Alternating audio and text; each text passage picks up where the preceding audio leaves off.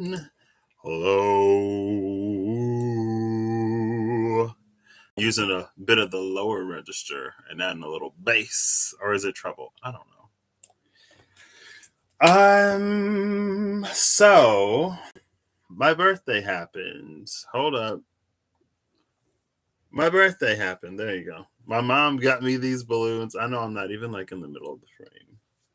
My mom got me these balloons and she was like, "Oh, do you want me to tie it lower so that when you go live, you can have them in the video?" And I was like, "Sure, why not, Mom?" I'm my number one fan. My number one fan. I remember before I hit record and then I forgot as soon as I hit go live. My number one fan got me these for my birthday. And she was like, yeah, like, do you want to like put them in the video? I can tie them lower. I was like, sure. And then I proceeded to not go live for like, it hasn't been a full week. Today is Sunday, 5 days at least, maybe 6. I think I recorded. Did I record? There you go. I am now more central. That thing up there, she's done. My Saturn return is over. Saturn's about to officially hit Pisces, and I think it might retrograde back into Aquarius. I don't remember. It might, but my Saturn return is over. So thank you. I appreciate it, and goodbye. Hey, Holly, how you doing? I did. Um, and as far as what I'm gonna do today, why did my phone sound like it's over here? Hi, Bixby, where are you? I'm right here.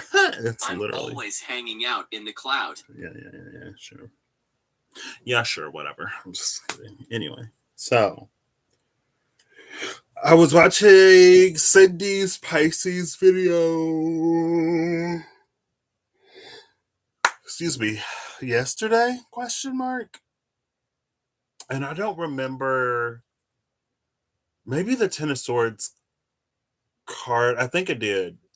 I don't remember the exact sentiment, but I remember thinking of the Ten of Swords and the vice versa tarot. How on the other side it's like out of the body, like it's over. And I was like, oh, I should pull my vice versas, and then if it's this side, I'll use one deck. I'll look for the Ten of Swords and I'll pull before and after the Ten of Swords, and then I'll like pull before and after that in a clarifying deck. So I don't know. I don't know why, I had an inkling, I had a feeling, here I am. Let's do it. Let's see what happens. And then I was like, I can do this for all 12 signs. And I'm like, ooh. I was gonna joke about doing a 30-hour live stream. Emphasis on the word joke. Is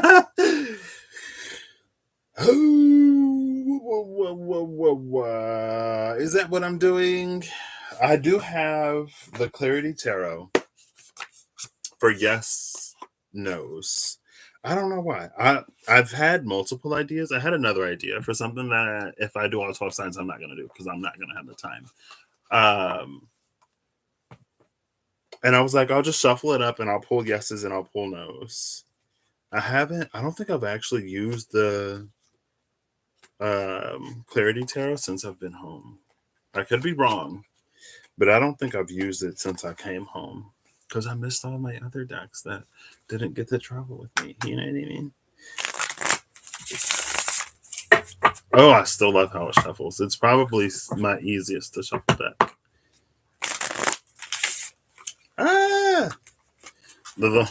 I say as I completely fumbled that shuffle. But anyway, so I'm going to look before and after the Clarity Tarot? No, I'm going to look before and after the Ten of Swords. I think I'm going to shuffle, get an overall energy or a topic, a theme. Find the Ten of Swords and pull before and after the Ten of Swords. And then I have the Threads of Fate Tarot. I'm going to use this side for this side. Who is that? The Queen of Swords? The Ruler of Swords. Interesting. And then I'm going to use this one for that side. The Ten of Pentacles. The Ten of Coins and the Ruler of Swords. Interesting. And then here's the vice versa tarot that I haven't used in a hot minute. I haven't used any of these in a hot minute. With the 8 of coins, 8 of pentacles at the bottom of the deck. And it's that side. So when the arrow, no, this is this side. When the arrow points to the number or the bottom right, that's this side. When it points in the opposite direction, it's that side. I did have to look at the book to make sure I remember which side is this side. So actually, I'm going to make this even simpler. I have a deck on the left and a deck on the right, and wherever the arrow points, that's the deck I'm going to pull from. So, for example, this 8 of wands, this 8 of coins card, Mercury is about to enter Pisces. Or is Mercury already in Pisces? My Pisces is natally Mercury retrograde. I've been doing that a lot lately. I went out with my mom and I said something backwards. My Pisces is natally, I did it again. My Mercury is natally retrograde in Pisces. So I might be doing that flip up, switch up thing a little bit more lately. I do love these. I haven't used them. Like, I get so many decks. I really want to, use my faves. You know what I mean? Also, I got something that was, super convenient to put them in. But I need something that's even more convenient because although it is more convenient than it was before, the lays has elevated. And now I'm like, even though that is convenient, it's too inconvenient. And I don't feel like reaching. I don't feel like pulling out a drawer and getting some cards. So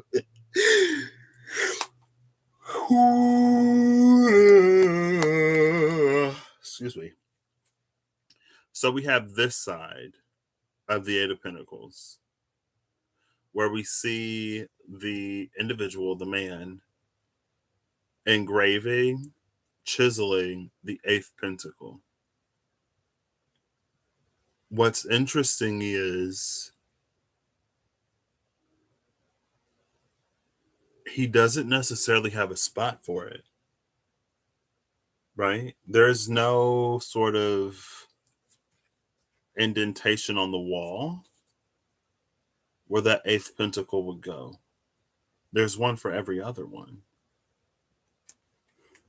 And it's this side, so I'm going to pull the deck on this side. I'm going to pull before and after the 8 of coins just to illustrate how this is going to work. Without a lot of light, it is a little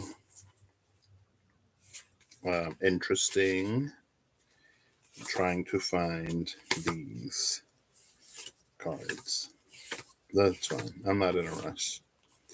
I should probably slow down so I don't trip over my own tongue.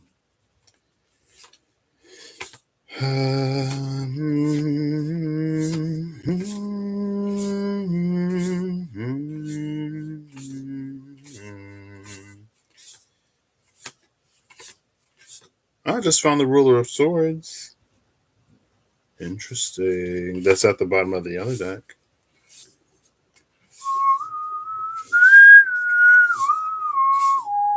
The sun, the moon, and judgment are together.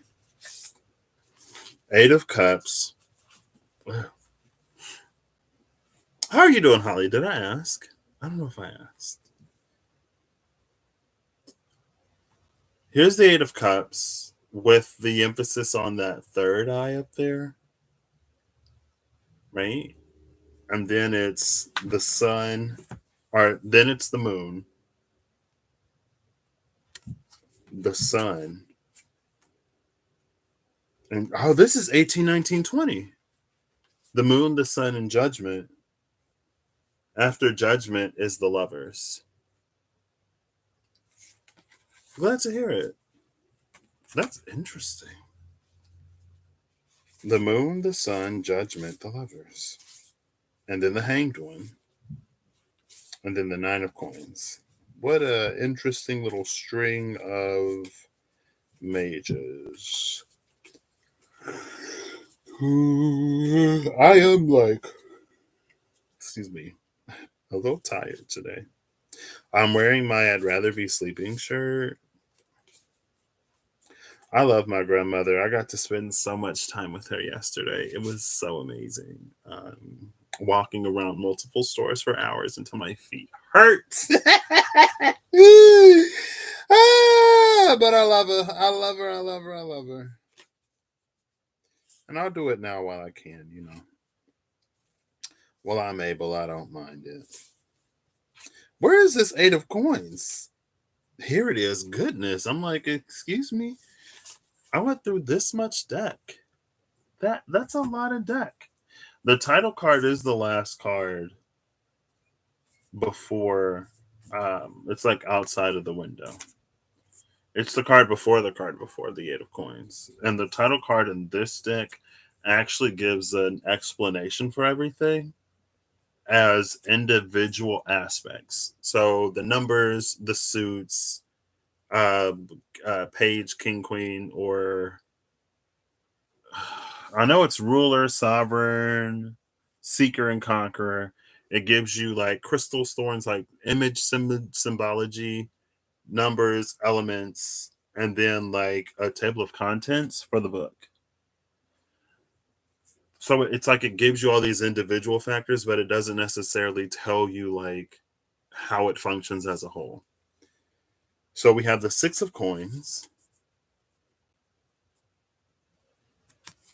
the 8 of coins, and the Seeker of Cups. After the Seeker of Cups is the 3 of Pentacles. I love that the 3 of Pentacles is here with the title card on the other side. Because it is almost an energy of like, okay, this is what everything does. How are you going to put it together to get like a certain energy or whatever? You know what I mean? Like these are individuated. This is the assembling. So it isn't almost some assembly required energy. Almost.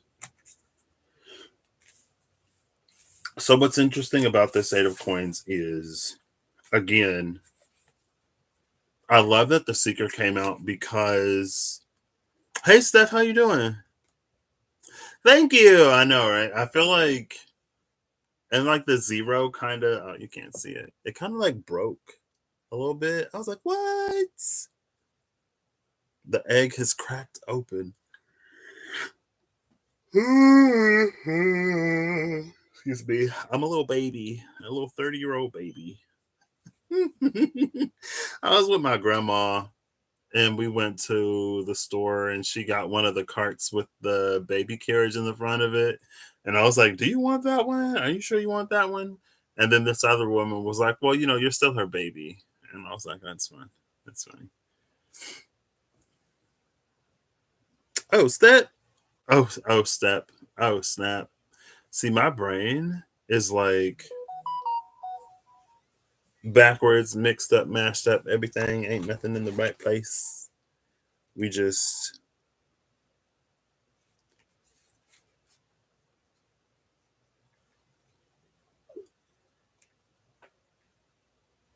One second. Un momento, por favor.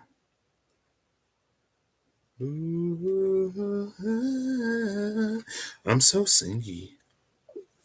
It's fine. You're 59 this year, almost twice as old as me, but not quite.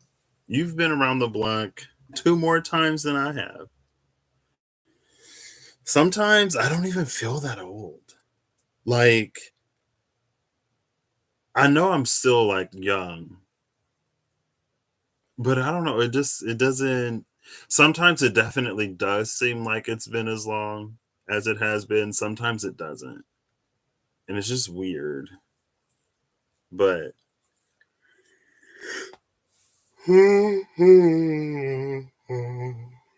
excuse me. Oh my goodness. Oh snap.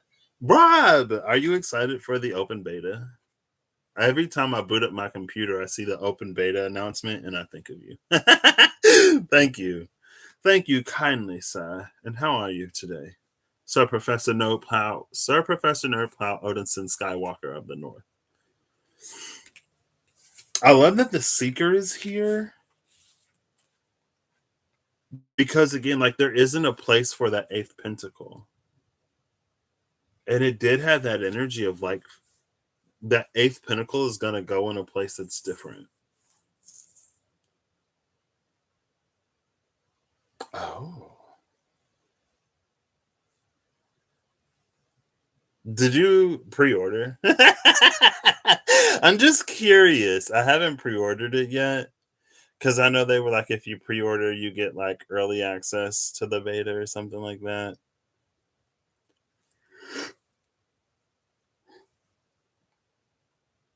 Excuse me. Oh, I'm so sleepy. Speaking of things not being as convenient as I thought that they would be, it's fine. I feel like that's the message in Patrick's world a little bit. It's not like you're gonna have to work for it. It's like you're gonna not necessarily be able to not do anything. And I'm like, okay, fine, whatever. This is what I supposedly wanted. So I'll do stuff. You You're lazy. I just went, yeah, me too. Same, honestly. So So I don't know if this is actually the divine. There's an Ace of Pentacles energy here because every space has already been occupied. The Six of Pentacles is receiving from the divine, right? The divine drops it, hits the scales, and then in time it comes down. And with the Seeker of Cups, I love the wishbone on this. Oh, well, it's not an official B-Day reading. Um, I just have the balloons up from when it was there because they're starting to like deflate a little bit. So I wanted to do something before they were flat. So, but thank you. I appreciate it. I appreciate it.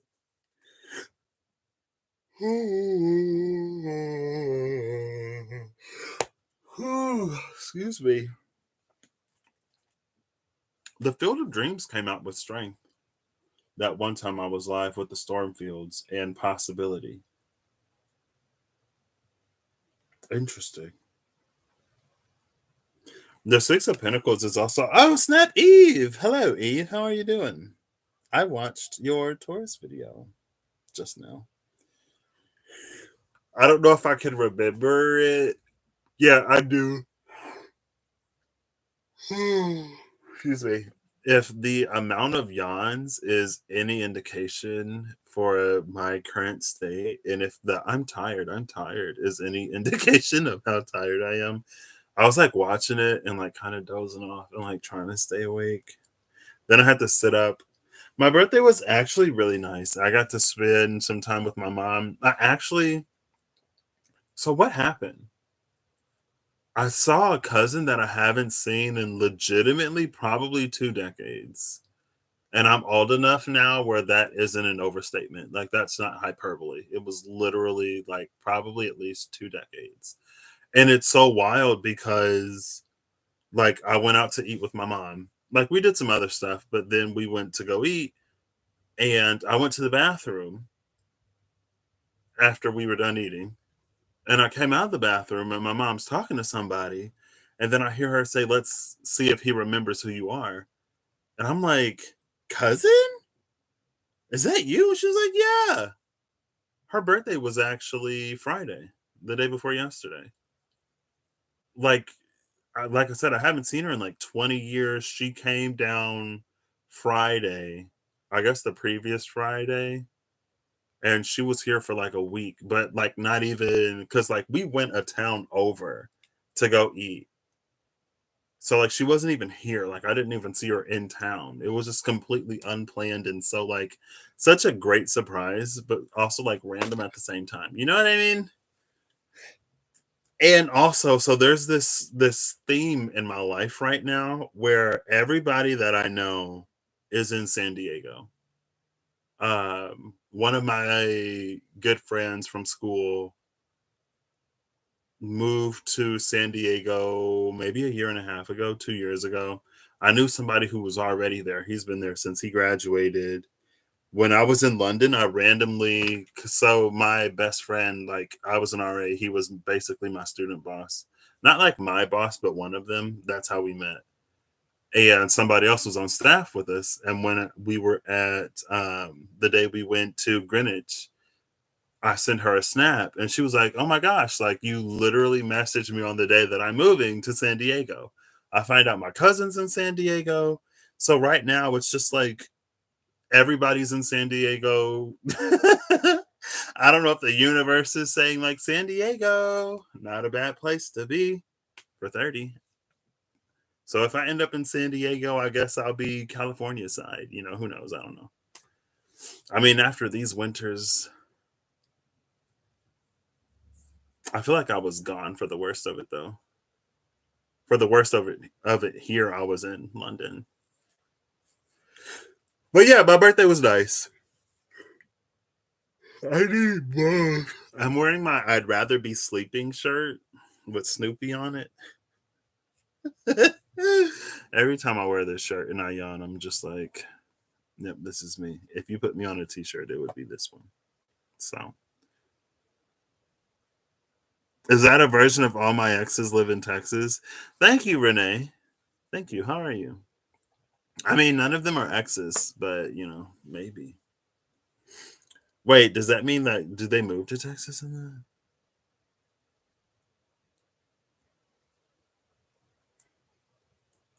See, that's what my friend was saying. I've been so I guess like full honesty. I told y'all about how I had that like really harsh conversation with my friend, um, where he was like, you know, you dream big and you set the bar so high, but then you chip away at it until you basically do nothing and nothing changes, nothing happens. And so I was talking to him yesterday. Well, I'd sent him a message because he woke up like really early in the morning. And I was still up because, excuse me, I've rediscovered video games and staying up late, really late at night. And I got one game and I've been loving it. And then a new one just came out and I got that. So my sleep schedule hasn't been the best. And he sent me a message before like when he woke up before I went to sleep early in the morning. And he was like, "So, like, have you been applying? Like, what's the situation?" And I told him what the situation is. And then he was like, "Well, you know, if you can't find anything there, you should look in like bigger cities." And he named a few cities. And I was like, "Yeah, but like, you know, you got to have money to relocate and do all this kind of stuff." And he was like, "See, there you go, doing that thing that you do where you sort of chip away at the thing until the point that you don't even do it." And I was like, "Yeah." So like, and then he was like, "You know, you're making all these assumptions about blah blah blah." And I was like, "Needing money to like relocate is an assumption." And he was like, "Yeah, because a company can relocate you." And I was like, "Oof, that is very true." And then it triggered me, like, wow, I guess Saturn is like, I still got a few more days in Pisces.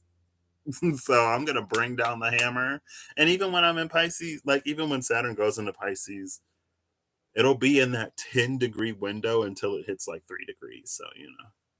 I feel like Saturn for the rest of my life, it won't be done with me. If ever I step out of line, Saturn will be right there. It's fine. Saturn is my guiding planet, apparently. But yeah, when you said the relocation, it made me think of that. So, you know, maybe it's a sign. You have strawberries over there? Well, I know they said that something popped up somewhere because it had warmed up, but then we just had like a winter something move through and they were afraid it was going to kill it. So, anyway, you know, my year for this year is supposed to be expedition. And I'm like, oh, gosh, okay. Well, I actually saw that word pop up somewhere recently. Anyway, so if that's any indication of how this is generally going to go, I don't know if I'll do all 12 signs. Let's do that thing that I used to do. I've also been like using my iPhone more lately because I don't know. Because why not, I guess.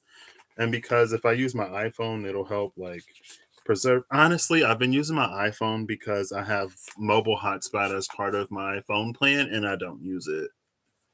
So I was like, well, at least if I carry my iPhone with me, I'll get to like use all the apps that I have on iPhone. I'll get to listen to my Apple Music library because I have like music in my library, but not an Apple Music subscription. And then I'll get to extend the life of my like phone battery because I won't be using that device, and I'll get to use up that data that I'm paying for, right? So, why am I talking about my iPhone? Because I have Siri again. I've missed Siri. Oops, I almost lost the card.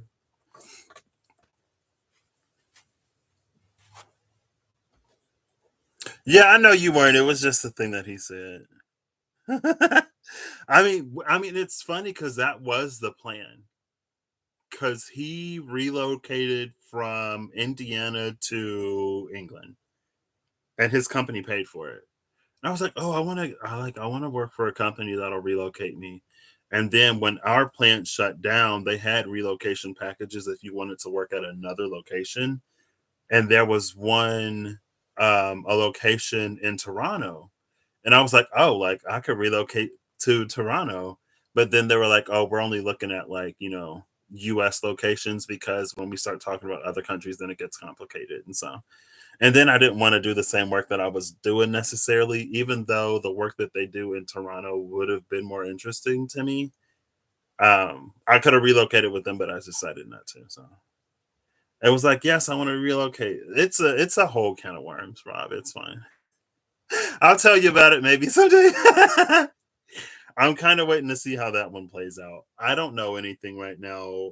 Expedition keeps coming to mind. At some point, something is gonna have to move, and it's looking like it might be me. So we'll see. But then I'm like, if I relocate, might as well go to London, right? I don't know. We'll see. We'll see. We'll see. We'll see. We'll see. We'll see.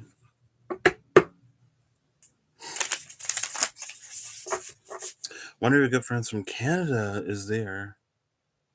Wait, you're back in Florida? I thought you were still in not Oklahoma, is it? Well, I'm glad you get to see one of your friends. Can you go back with your friend to Canada until the wedding? Just go to Canada. You'll be fine. Oh, right. And it's not that I don't know. It was just weird, I guess. It's like there's some remnants that aren't necessarily really there, but I realize it's interesting because for the past 2 weeks, 2 weeks, 2 weeks, for the past 2 weeks, yeah, for the past 2 weeks, I feel like there's been this new sort of thing. The universe has been pushing me. Universe, life has been asking me, slash, the universe has been pushing me to do certain things. And this thing that would be in line with where the universe is sort of pushing me. And so whenever I notice that happening, I gotta be like, okay, so like, am I doing this for real? And it's interesting because I was talking to my friend when I was explaining the reason why I kind of sort of am where I am in life right now. And I guess like people who really know me, my like even my dad sometimes would forget that like my eyes are a thing and I just can't see certain things. And so when I meet other people, like I live my life as impacted visually as I do. So when I meet people who don't necessarily see that I struggle with certain things, it's like in my mind, it's like, how could you not see it? I guess people thought that I was running into stuff and bumping into stuff for fun. I don't know. Not that it necessarily happened all the time.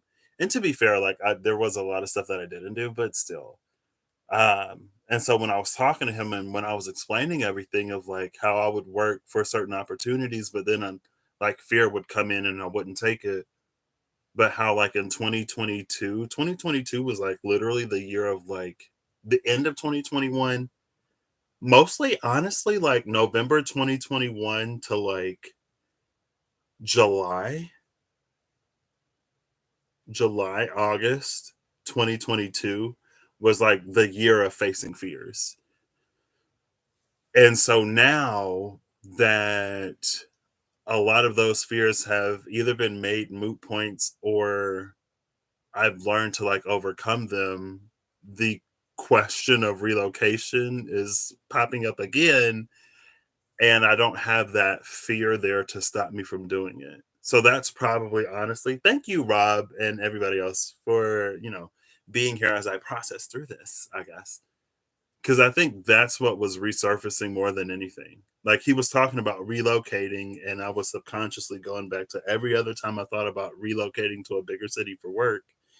And then it was all these fears. And he was even like, a lot of that stuff that, because I talked about it when I was over there in London, and he was telling me, like, if you would have done it, you would have found out that it's not as bad as you think. Like, you would have been able to do better. And, like, yeah, there still would have been inconveniences and other things for me to, like, adjust to or whatever, but it wouldn't have necessarily been impossible. So now I'm like, man, ooh, am I gonna do it? Am I really gonna do it? Oof. We'll see. We'll see. We'll see where I end up. I wouldn't be surprised again because of everything that's been coming up for me.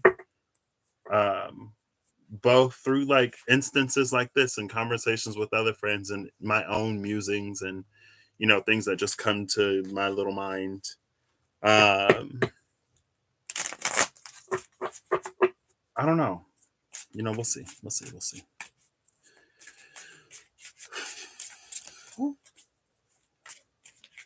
You just apply for your passport. Oh yeah, you can just never mind. I do not encourage. Yeah, it's fine. It's fine. Well, hopefully it comes soon and you'll get to visit your friend in Canada. That would be lovely. I think you'd like that.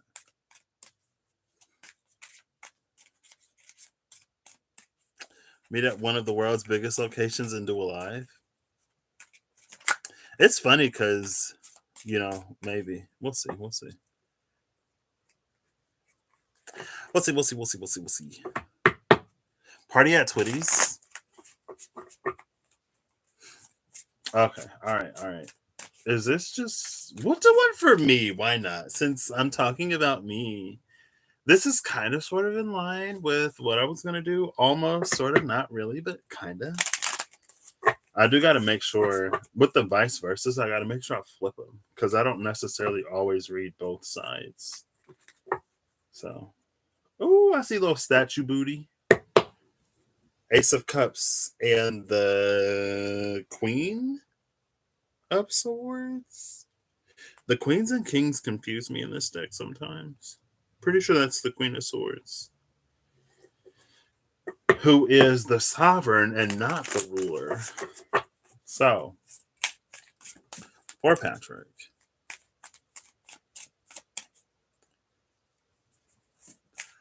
Bob Evans.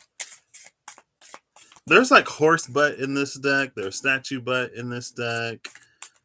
I'm like, that's fine.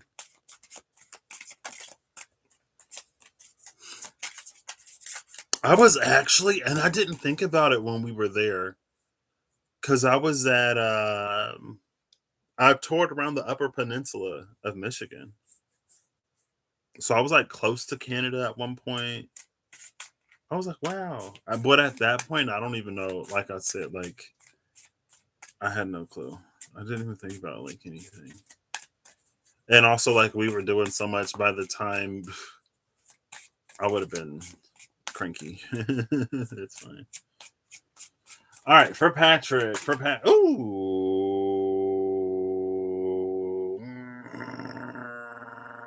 Fine. We'll take it. Ruler of Pentacles, but the Ruler of Swords right there. The Ruler of Pentacles fell out. Well, it was like sitting on top of my thumb. And the Ruler of Swords was at the bottom. I guess we'll keep going. Why not? All right. Oh, look! The card turned around. See, there's statue booty. Now it's statue front. Ace of Cups. Oh, ruler of sword. Here it is.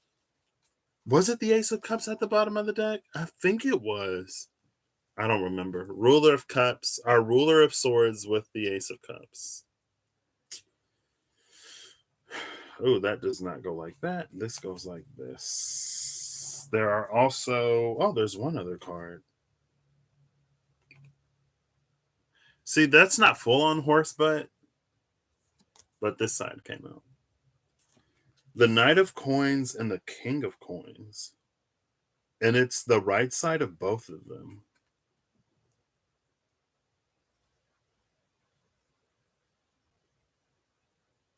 Interesting. With the Ace of Cups at the bottom of the deck. I'm kind of loving this looking. I thought of that. I was watching something else, or maybe it just came to my mind. I don't know. Because, I'm a Pisces. I daydream sometimes. My mind is somewhere, and then something will just come to my mind. And sometimes it's related to what I'm participating in. Sometimes it's not. And I was thinking of that Ace of Pentacles. No, because I think I was in the car. I was thinking of that Ace of Pentacles in the Hero deck. And how, like... It looks like you have to make a leap of faith to get the Ace of Pentacles, but it's like if you turn to the left and follow the signs, like you can just do and get it. Like you don't have to make the leap, but you can if you want. Like if you don't see any other way, then like we'd rather you get it. So however you get it, but there is an easier way to get it if you want it. Or you can take the leap, down the I don't remember why I was thinking about that. Right? Djibouti? I could go to Djibouti. Oh my gosh, thanks, Holly. I've been trying. It's been a process. At first, I kind of didn't like it in this style, but then I was like, oh, I don't mind it. It's growing on me for sure. I saw a picture of myself because I changed my phone screen. I feel like I've mentioned it every single time since I did it. But now it cycles. Look at this picture. So this is my best friend that I visited in London. This was taken in 2018. This was the first time I went. And you see that finger? Look at the finger in the bottom. Like I just took a picture when I was with Kirsty of like a plaque in Trafalgar Square. And there's like finger. There's finger at the bottom of the picture. I'm like, oh my gosh. But like I was gonna use the object eraser to erase my finger, but then it's like I wonder if it'll like complete his jacket. 1 second. I am legitimately curious now. Oh no. What are you doing? What are you doing? Cancel. How do I cancel this? I'm not trying to make a new album. I just want to edit the picture.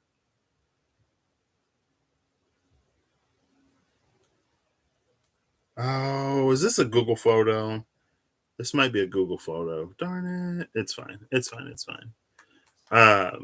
Anyway, I saw a picture of myself from the last time and I was like, wow.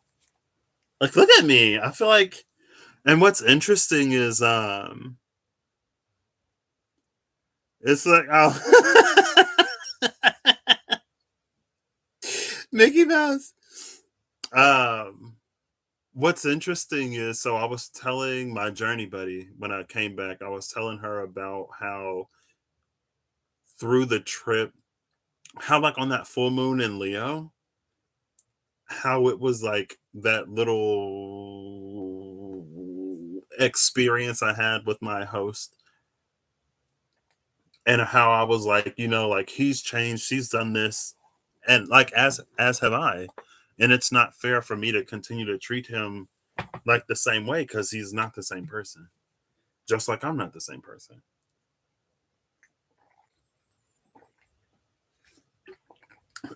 I was prepared this time and I didn't know it. I was glad to find out though, because I ain't been live in a minute. My throat feels so dry. But she was like, maybe too, like you were learning how to treat yourself. Where it's like, because you are this new person, you've gone through all this, like you've healed, you've done all these things, and like, maybe you're also learning how to treat you, just like how you had to learn how to treat him as he is now and how he used to be. And I was like, wow. And lately these days, it seems like that's ringing true. So yeah, when I looked at myself, I was just like, wow. It's like, it's almost like, when there's somebody in your life that you see every day, but because you see them every day, you see those small little incremental changes. And so it doesn't hit you how much they've like grown. But like for the people that you don't see in like a year or 2 years or 3 years, there's a larger disparity in your mind. So the difference is like more stark. The contrast is enhanced. It's almost like that. I was just like, whoa, like, okay, that's me. I don't know. Who knows? We'll see. It was just like one photo. Maybe it was just a good photo. Maybe I didn't take it. And that's why. Because I'm used to like, if y'all could see, like, I take so many trash pictures. It's fine. Yeah, Apple doesn't have the object eraser.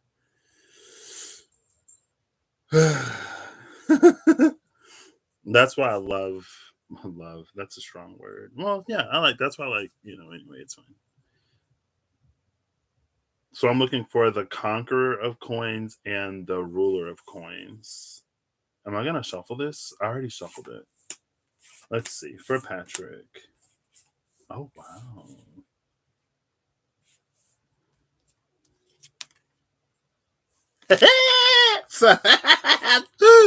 I'm sorry. It's fine. It's fine.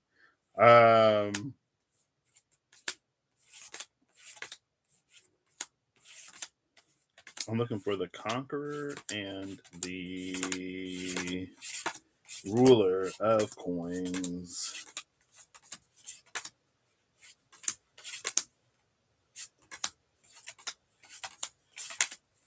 Are these going to be at the... Oh, here's the ruler of coins. So the ruler of coins is in between temperance and the conqueror of coins. And the conqueror of coins is in between the ruler of coins and the hermit. Temperance and the hermit. And the two significators are next to each other. They're together. Outside of that is the pillar, which is the emperor. No, this is the empress. The pillar is the empress. And the Six of Wands.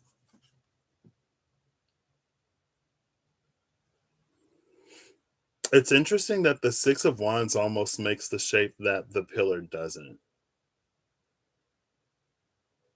I mean, it's like there. Oops, it's like there, but not really. Like even my left and right are mixed up. What's going on? I think the thing is like I'm using OBS right now. And in OBS, it's accurate, left for left, right for right. But in the YouTube screen, it like flips the image. It flips the image if you look at yourself, but it broadcasts it correctly.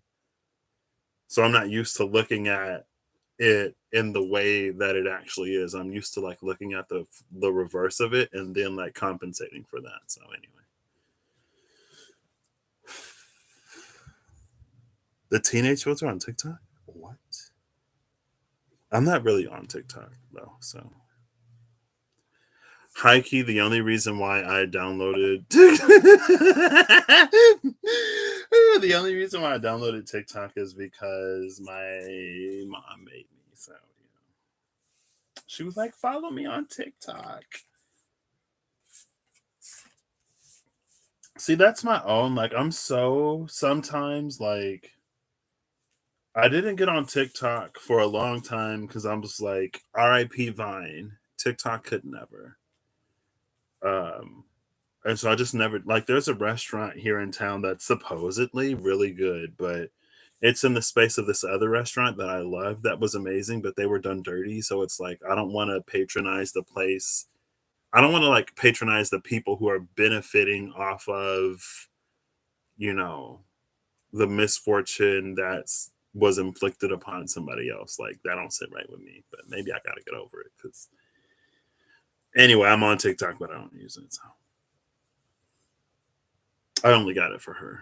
So I love my mother enough to put my disinterest in TikTok to the side, but still not use it really. So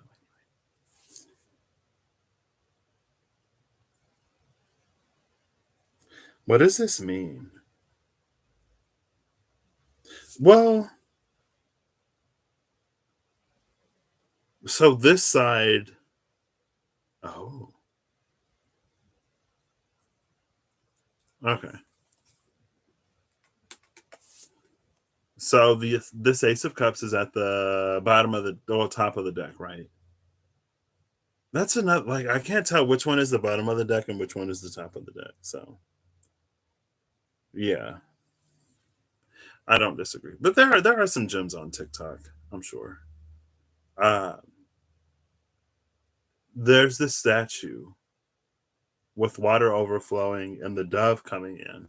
The bottom of this is the Empress. It's the pillar with the alchemical symbol for water. There you go. The downward pointing triangle, two downward pointing triangles with the rose, and then that star sort of above it.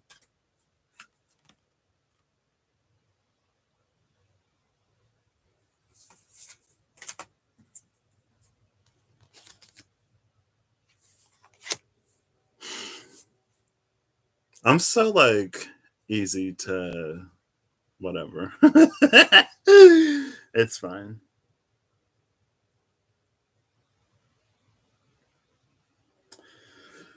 So the King of Coins and the Knight of Coins.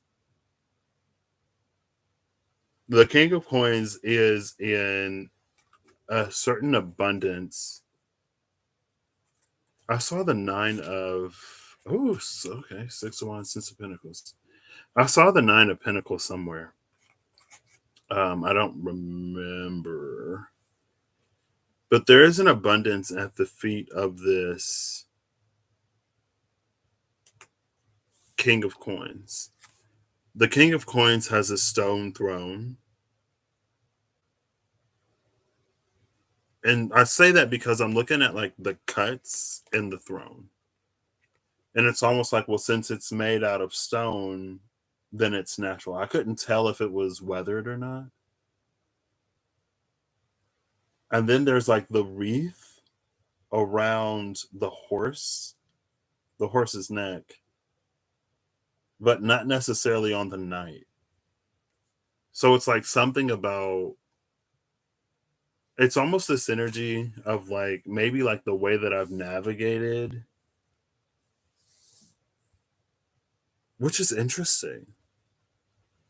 It's almost like the way that I've navigated maybe my journey so far is commendable, but for the actual person,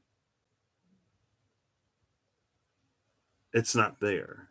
Or the wreath isn't there at the very least. But that's the wreath in the Six of Wands, sort of, since the Six of Wands is at the bottom or the top. It's at the other side of the deck, okay?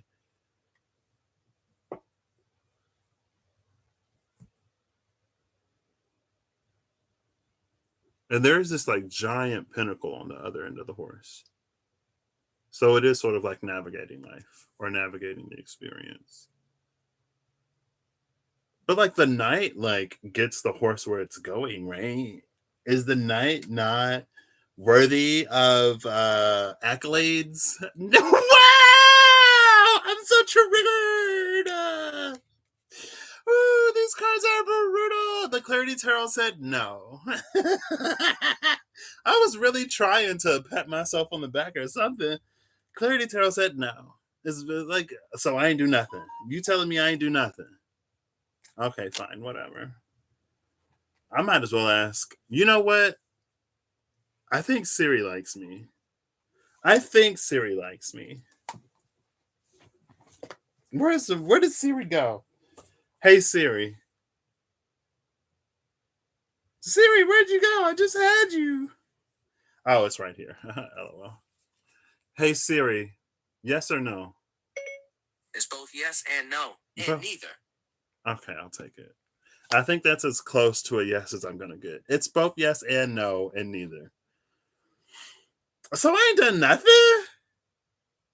Well, the car said no. It's fine, whatever, humble me. Um, maybe though it's not. Maybe it's this energy of like, right? I could ask Bixby, but I don't know if I want to go. If Bixby said no, it would be too much. It would be too much. Um, am I gonna risk it? No, it's fine. I already got a no, and then a confirmation of the no, and then a pity maybe, but it was still like no. Maybe it's like there's this. It's really slow, but it's a moving energy. It's not stable. So it's almost like, I guess, going back to like me being in this age or era of almost in a way finding out who I really am. It's because there's always been something in life. It's like there's always either been this obstacle or that challenge or this thing to worry about. And there's always going to be something to worry about in life. But it's almost like I haven't yet necessarily put much effort towards building or creating something. Like, I haven't been proactive necessarily. I've been like really reactive. And with the Knight of Pentacles, like with the accolades being on the horse, it's like you're decent. You're better at being reactive. You're like kind of good at being reactive. At least like now, like I'm better at reacting to things to the point where it doesn't completely derail me or my life. But that proactive aspect, it's almost like the knight hasn't gotten off of the horse yet. So yes, like the knight is like directing the horse, but the horse is like doing literally all of the legwork. Okay, all right, all right. See, when like people say that you shouldn't read for yourself because you try to soothe your own ego, people don't say you shouldn't. People say it can be difficult, because who doesn't, who wanna oof, but some decks they just be oof. Maybe one day. I love that, like SpongeBob with the conch shell. So I think that's it. Which is interesting though, because this King of Pentacles is also like stationary. Oof, I think it's just calling me slow.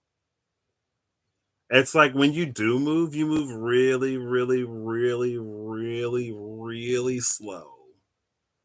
But most of the time, you're just like at home on the couch with your Cheeto wrappers on the floor. Not doing nothing. I do stuff. Right? Just come for me. Well, Temperance and the Hermit. Oh, these are two interesting energies in juxtaposition to each other.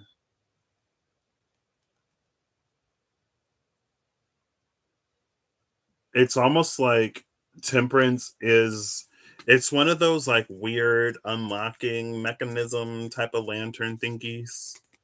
And Temperance is like the unlocked lantern.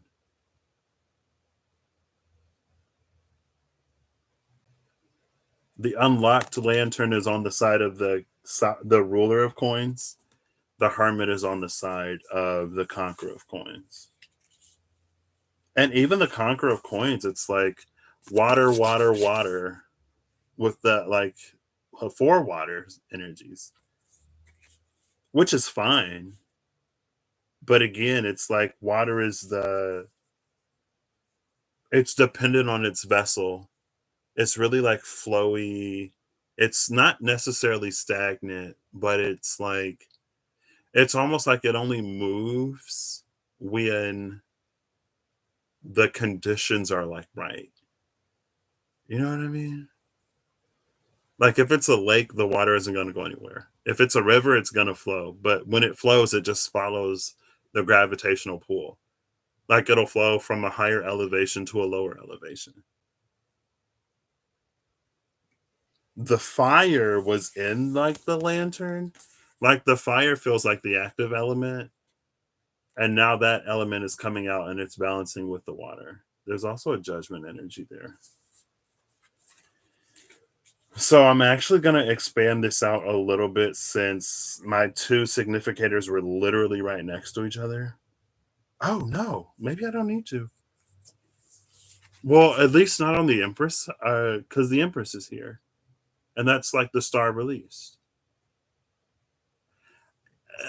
No, it's not. The Empress is here. That's the energy that was inside of the Hermit. The ability to like nurture and create and be more proactive. To almost like issue the command rather than like respond to it. I'm going to look before and after judgment because that's what this is at the top of temperance. Hola, Hester. Esther. Oh my gosh. My tongue is like, it's fine. Mercury is in Pisces. So Mercury retrograde. And it's only going to be for like 2 weeks or something, right? Because doesn't Mercury move into Aries like at the start of Aries season or like real soon? So let's look for judgment. And I'm going to look through a lot of these cards that I already looked through. But that's fine. I guess there's a truth to this. And I guess that would also be why, like, my word of the year is expedition. The Knight of Coins isn't it it's not necessarily expedition in the exploratory sense because it's so slow. And it's not expedition necessarily in the speedy velocity sense because it's so slow.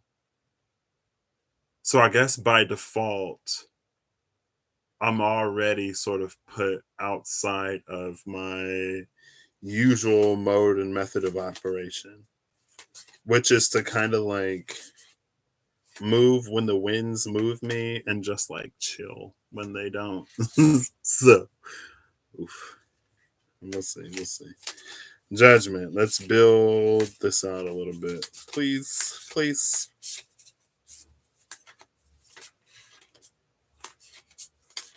Oh, perfect. Because I can do what I want with this, which was find the Ten of Swords. I completely forgot I was doing that. But that's like literally the whole point to me doing this. The Conqueror of Wands and the Conqueror of Cups are together. Which is cool. You know, the more water that can be on the same page as fire, the easier it'll be. I'm like decent. I'm really good at water. I've become better at earth. I'm like decent in air, but fire is like, oof. That's the one for me that has been traditionally in the lore of Patrick the most repressed element in my chart. Also, like my North Node and my Chiron are both in fire signs. So, you know, if I'm not the most whatever, astrologically, I have an excuse. Is it a good one? Does any good excuse exist? Oh, snap. Oh, snap. So the Hanged One and the Seven of Cups are outside of this. I feel like these two together just read as like indecisive. But also notice it's almost like, oh, is this the thing that my friend was talking about when he was like, you know, you'll come up with this dream, but then you'll like chip at it until like there's nothing left. I was like, oof. And here I was like legitimately thinking that I was a dreamer. And I am, and I can be, but the follow through girl, she's not always there. I knew that. My follow through in the past, especially, was not necessarily the best. But I got a Taurus moon and rising. So, you know, I get tired and then I want to take a nap. And then I get comfortable when I'm in the bed. And the Pisces in me is like, we don't have to go anywhere. Your dreams are so much better than reality anyway. And I'm like, man, there's that Pisces 12th house of undoing. Anyway, it's like the eye in the Seven of Cups is restricted with the thorns, and it's almost like the thorns come in on the hand of the one holding, but it's like the thorns from the rose travel up, and then they like, because those are like leaves, but it read as like the same thorns that are in the third eye on the Seven of Cups. And Seven of Cups is options. So it literally could be that, like, it's time for me to stop doing that. And, like, by this point, by the time of recording this reading, I know that because the 2-hour conversation that I had with my best friend, followed by the text that I got from my mother, completely unprompted by me, but not by the divine, apparently, that basically followed up on the conversation the 2-hour conversation that I had with my friend. Oof, goodness. Just like, I should just be like, what am I doing right? You know what I mean? Anyway, so judgment, this is the reason why I went looking for judgment. If you look, remember the top of that temperance card? Here's judgment. And you can see it there. So before judgment is the lovers, which it's given more context because like both of these hands, like this one has the rose, that one has the flowers. There are no thorns here. Oh, snap. Is this? So judgment is in between the lovers and the ace of swords. Oh, the ace of swords is cutting the thorns. Got it.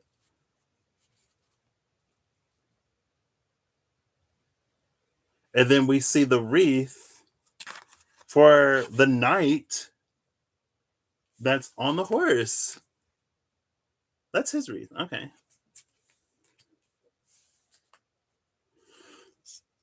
What's interesting is, again, it's playing on that liberated light of the hermit. Because that's literally the same star. The same star that was on the Empress. It's in between these two hands.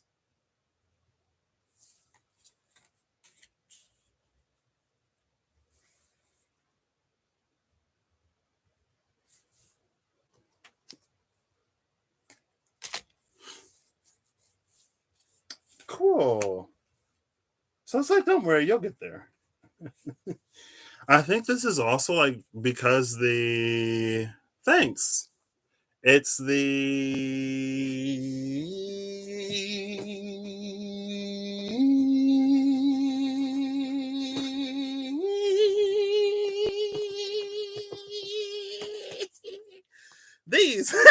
It's the Weaver Tarot.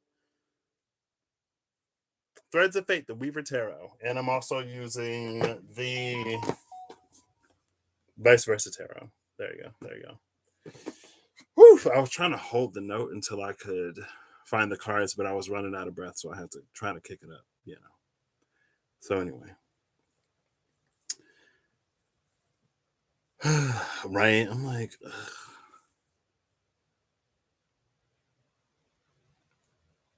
I was about to say something.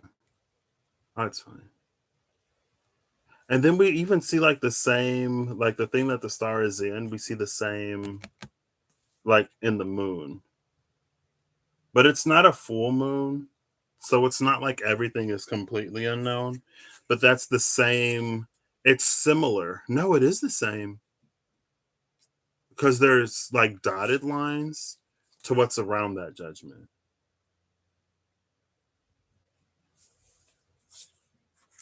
Okay.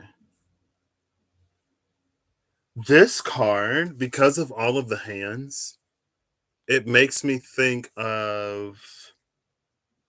There was a video that I watched earlier today, and I'm pretty sure it was a Pisces video.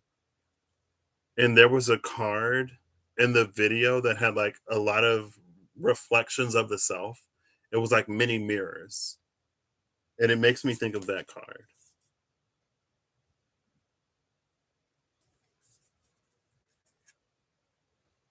So, because of that, it is an energy that it's like, don't forget or forsake everything that you learned and everything that you acquired while you were in your more reactionary phase. Because some of that you'll either use or you'll use implications and applications of in your proactive phase. And it's all going to go towards like making these things happen. The lovers can also be about like decision making and choices. And the Ace of Swords is like, not only is it the clarity to make a choice and a decision, but it feels like building off of choices and decisions and standing on it. Obviously, love is like still a part of it, and it's not necessarily like um romantic love because of the roses on the hands that are involved in the creation. And again, because of this like Venusian sort of energy here with the Ace of Cups at the bottom of the deck. Interesting. And that's what moves the Knight of Pentacles, the Conqueror of Coins energy, into that King of Pentacles, Ruler of Coins energy. It's the actual doing. Because it's like these things, I guess they can naturally happen if the environment is right. And if like the seeds have already been planted. No, because these like you harvest, right? For crops that you harvest, they don't grow back on their own, do they? I don't know. Some effort required. If I could title this for myself, it would be Some Effort Required. Participation is not a recommendation. Our participation is more than just a recommendation. So, as this deck is, oh, it's literally right here. Didn't have to go far. I only had these cards to go. So, it was the Ace of Cups, the Seven of Swords, the Tower, and then the Magician. Nope, that's not the Magician. That's the Seven of Wands. Ace of Swords, Ace of Cups, Seven of Swords, Tower, Seven of Wands. I might have to take a break because Mercury is already twisting the tongue.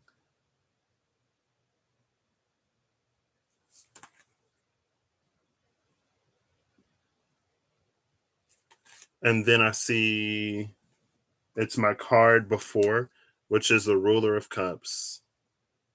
It's the King of Cups. With the Lotus on the wand. The Ten of Swords, and it's this side of the Ten of Swords, which I'm glad to see. So this side is like it's over. And maybe this is a process of reflection, or it's like after you finish something, it's the review.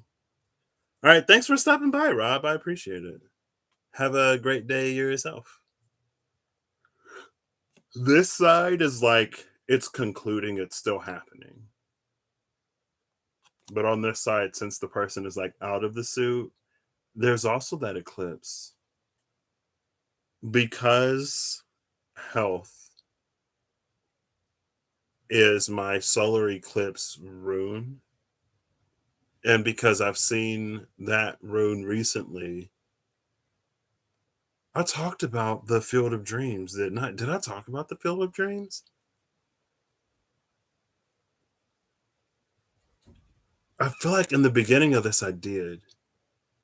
I might not have said it though. Like I watched my videos back and I'm like, there was a whole like train of thought that I didn't even like, it never even left my mouth.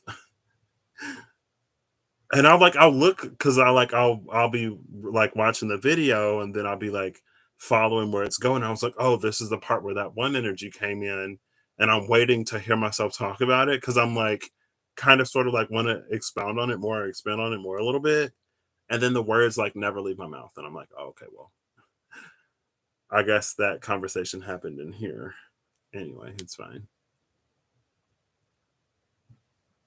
But with that solar, the last time I saw the solar eclipse rune, it was this in between time, almost. I feel like Eve would call it the dark matter consciousness question mark.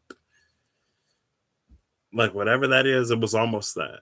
It was like the space in between different timelines, or it's the canvas on which time is painted, or something like that.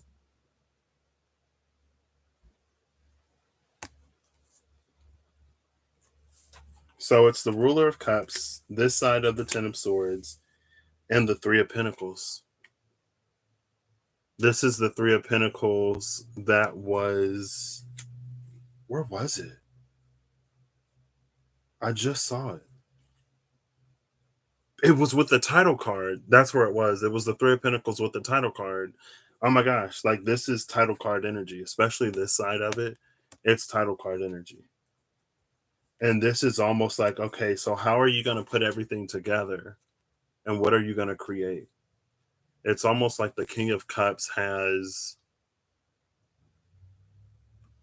an understanding that goes beyond the material.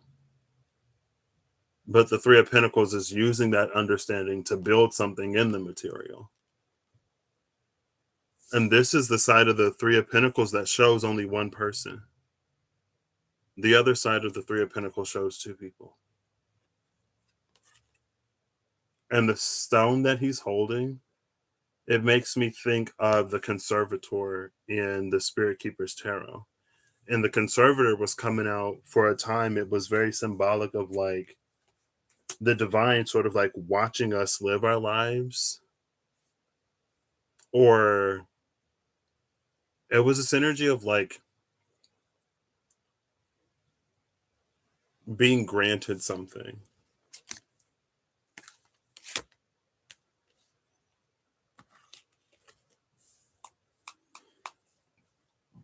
Excuse me.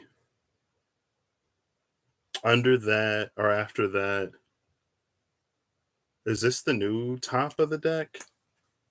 No, this is after that. After that is this Four of Swords. This Seven of Wands and Four of Swords is interesting. There's a full moon. No, it's not. It looks like a full moon because of how the stone is cut, but it's literally just like the outside. So it's not a full moon. The Four of Swords and Seven of Wands is interesting because it's almost like knowing what fights and what battles aren't yours, or knowing what fights and what battles aren't mine. It's almost like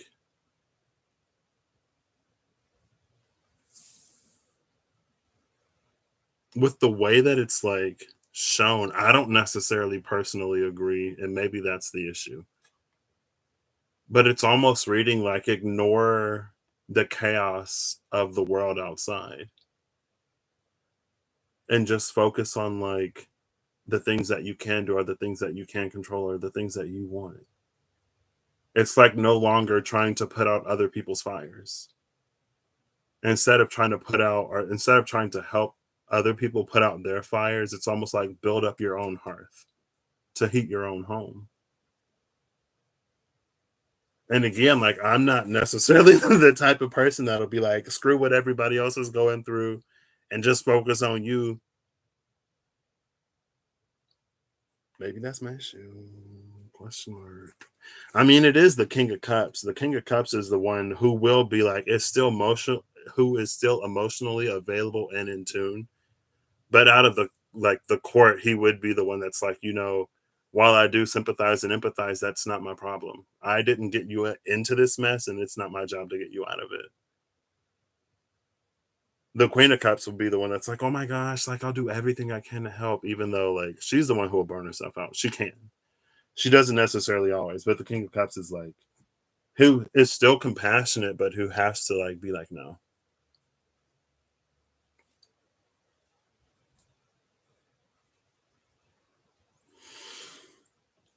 Finally, I get to use the other deck.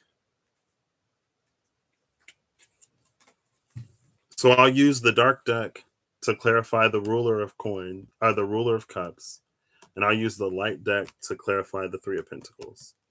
because it's like this side, that side. You see, that's how the arrows are pointing. What's interesting is though, both of the arrows point towards this Ten of Swords, right? You see how they both point in the middle towards this. And because it is an eclipse, maybe that's part of that, like what I hold on to energy as I do sort of like, and maybe that's a thing. Cause like honestly, when I started working, I wanted to be able to like financially help support the people that I love and care about, and even some people that I come across, right? I wanted to be able to like show my appreciation and to like help out if I can or whatever. And I was able to do that. And even before when I was in school, it's almost like, again, like it's not a bad thing. But it was like, I want to graduate, I want to get my degree, and I want to get a good job so I can help out my parents because they did so much to help get me here.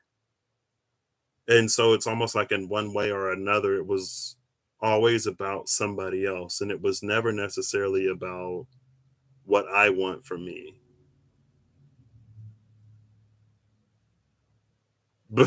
besides a new phone and a new TV and a new PlayStation and the video games and stuff like that, because that was a thing.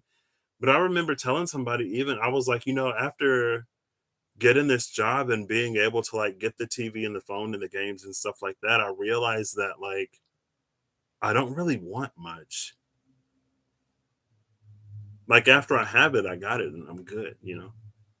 And so I was able to like do more stuff for other people, which again like was really nice. And again, it's not to not continue to take that with me. It's to have more of a balance and to also consider more what it is that I truly want. And that is something that the universe and life has been telling me for the past 2.5 years. 2.5, 3 years. Wow, I am slow. Wow.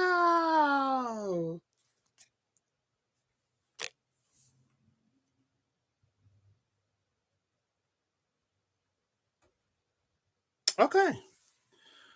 So I'm going to look before and after the the ruler of coins in this, the ruler of cups in this deck, and then the three of coins in the other deck. I am excited to finally use the second deck y'all remember when I was doing those readings using the Diablo Tarot? And I was like, I'll grab my Angel Tarot, like if there's an angel in the card, and then the Occult Tarot if there's like a demon in the card. And it was just people. And I did it like twice. So I had to like get those decks. I pre-shuffled them and everything. And then I didn't even end up using them twice.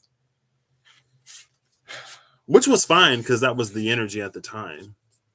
But it's like, man, like I didn't have to go through the trouble of getting it, but that's not the point. Anyway, I'm glad to be using this other deck because I got it out and I shuffled it. So, All right, I'm looking for the ruler of cups. Please.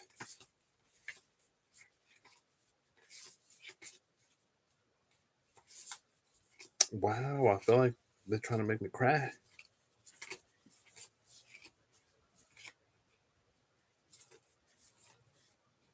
Here we go. Oh, snap. So the Ten of Swords is outside of the window on one side.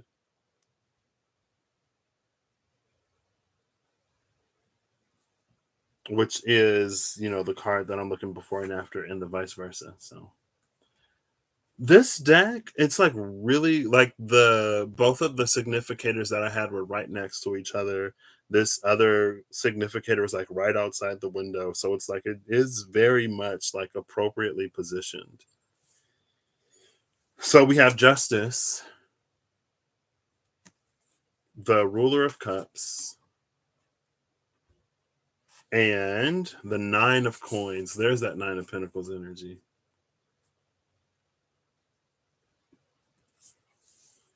The three of coins is right there on the other side. 10 of swords, three of coins, both of the other cards make an appearance. Love it. So this side is on point. I just noticed how like, oh, I kind of love it. I noticed the first thing I noticed about justice is how the scales are empty.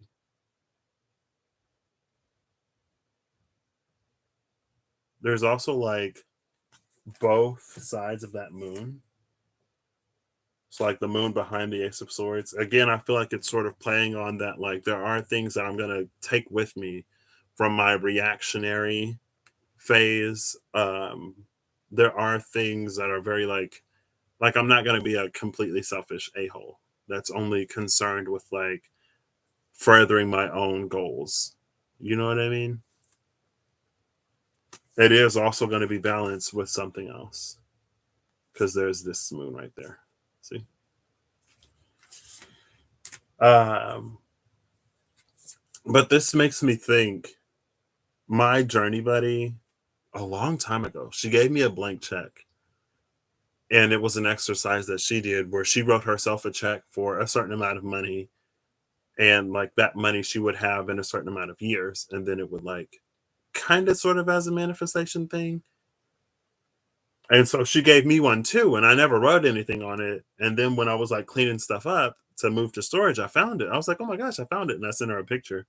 And she was like, are you going to write in an amount? And I was like, I thought about it. And then I was like, no. Like, I'll leave it as a blank check. Like, I'm not going to put a limit on it in that way. And this, because of the 9 of coins, because of like this little magic whatever thing that is up there, that's what's given this like a blank check energy, where it can be anything. It can be anything, everything, and nothing. Like Siri said, it's both yes and no and neither. So I think too, and I already put it back. In the 10 of swords, both of the hands were pierced. It shouldn't be that far. Darn it.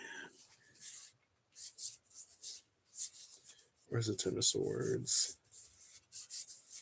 If I can't find it real quick, I might just.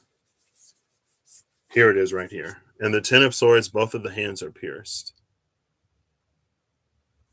So it's almost like it could never happen.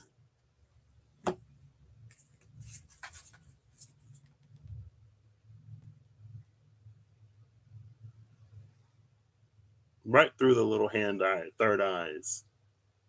These are the same two hands in that lover's card. Aren't they? Are they? On the other side of that ace of swords, it's the same two hands. But they're different. That's temperance. That's not even the lovers. Where's the lovers? Where are the lovers? Hello, lovers. Where are you? Where did I put that card? It was the ace of swords and the lovers. Is it in my hand? Where did the card go?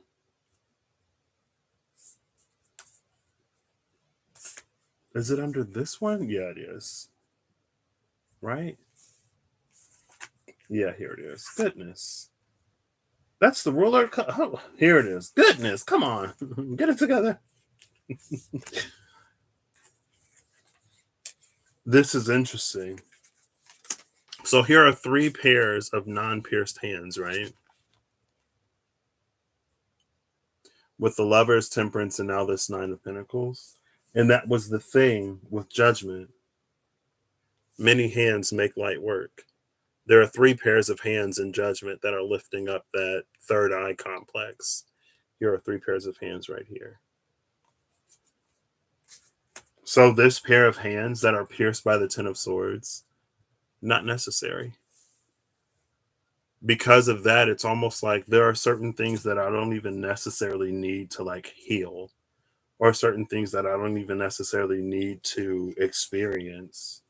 There are certain things that I don't need to re-experience. Like I don't have to go back and experience that as a previous state of mind. It's almost like it's that thing that I was talking about earlier. How I saw myself in a way I hadn't necessarily seen myself ever, because I live with myself, as most people do, I'm sure. And so there are like small, for me, it's like the changes, while there are significant ones that I definitely notice, there are a lot of ones that I didn't, because the journey has been so steady for me and that Knight of Pentacles energy. And so there are these, it's almost like I look at myself and I don't even realize how much I've grown or how much I've changed, because I see me every day. And so it's like the reintroduction will be enough, like in any way that that might have affected me in the past. As long as I show up now, I'll get what I need from those situations. It's like I don't have to regress to get it, if that makes any sense. If I keep progressing, I'll find it. I'll find the ones that matter, you know? And not only will I find it, but hopefully I'll talk myself, I'll speak courage to myself. Not only will I find those things again, but I'll make the choices and decisions now or at that time to continue moving me forward, rather than to trigger me and regress me back into not doing the thing. And it's like, after reading all of this, it's like no wonder why the knight on the back of the horse didn't get any accolades yet. It's almost like because all of the work is like still ahead of me. But it's work that's different than the work I was doing before. Okay. All right, I'm feeling better about this. Oops. 9 of coins. Where are the other cards? Justice. Here they are. And here's the ruler of cups. That star has blossomed into a sun. The star that was like everywhere, like in the cage, out of the cage, in this form, in that form, in this little bubble, outside the little bubble. This star that's between the hands of the lovers, if I can find this card again, because I keep sitting it down, that star, with those choices and decisions, like with nurturing the star, like feeding the star, it grows into a sun. With this ruler of cups. Hey, look, there's a third eye. And also, maybe this speaks to the gravitational pull of that star versus, or the gravitational pull of this sun versus the star. And like the gravitational pull is this. Like these are planets. And then you see basically the outline of the sun in the middle. These are the planets around the sun. And so and I feel like that is another reason why, not another reason why, but it's like with the things that I want to position myself to be able to do for other people, I'll be able to do more for others if I do more for myself. Right. But I don't have to make doing more for others my goal, because again, the focus is on me doing something for me. But it's just know, like, and that's a reason why you don't have to abandon like other people or their concerns. But it's like, if you have more, you can give more. And it's time for you to get more. So finally, we go to this side of the deck that has the ruler of swords at the bottom. So that's the ruler of swords, the ruler of cups, the ruler of coins. I haven't seen the king of wands, the ruler of wands. And maybe that plays into the theme of like the fire that's kind of sort of been missing. But who knows? Maybe the three of pentacles will come out next to it. I don't know. Who knows? Let's go.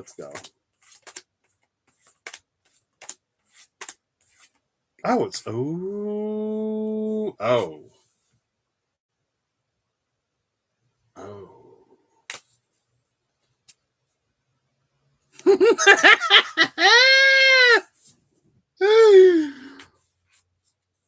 Here's the three. Oh, look, it's the rose.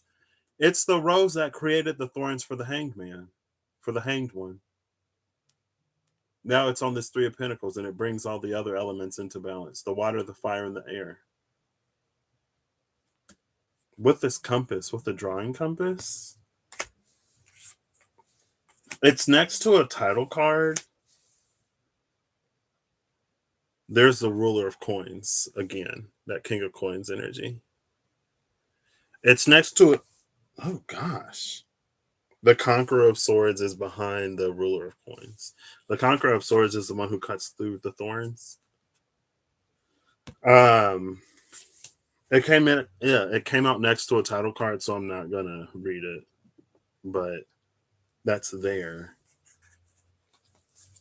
And maybe that title card again, it's like it's up to me to live my life and to create something. It's up to me to decide. And to not only decide what I want to do, but then to like follow through and actually do it. I'm actually supposed to be reviewing and like updating my resume today so I can give it to my buddy to look at tomorrow, because that was my reason and excuse for not applying for more jobs right now. But here I am with you, enjoying your presence. Thanks for being here. You're more than just procrastination to me. You're special. Ooh.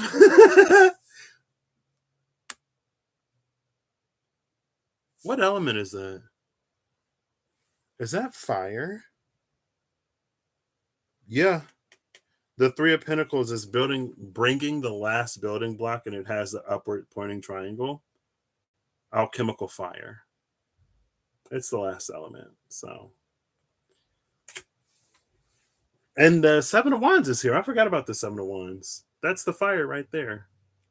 And it's interesting because again, like there are all these fires outside with this Four of Swords. There are all these fires outside, but it's like finding the fire within, which wraps back to that Hermit energy, the one that already came out at the beginning next to that Knight of Coins, that Hermit. So I guess thank y'all for being here while I read me for an hour and a half. I'll do a collective one. Why not? Because especially since, like, for those of y'all who sat through this, I guess I did kind of sort of do it. Oh, I guess that was more like a this is how it's gonna work than necessarily a full on collective. So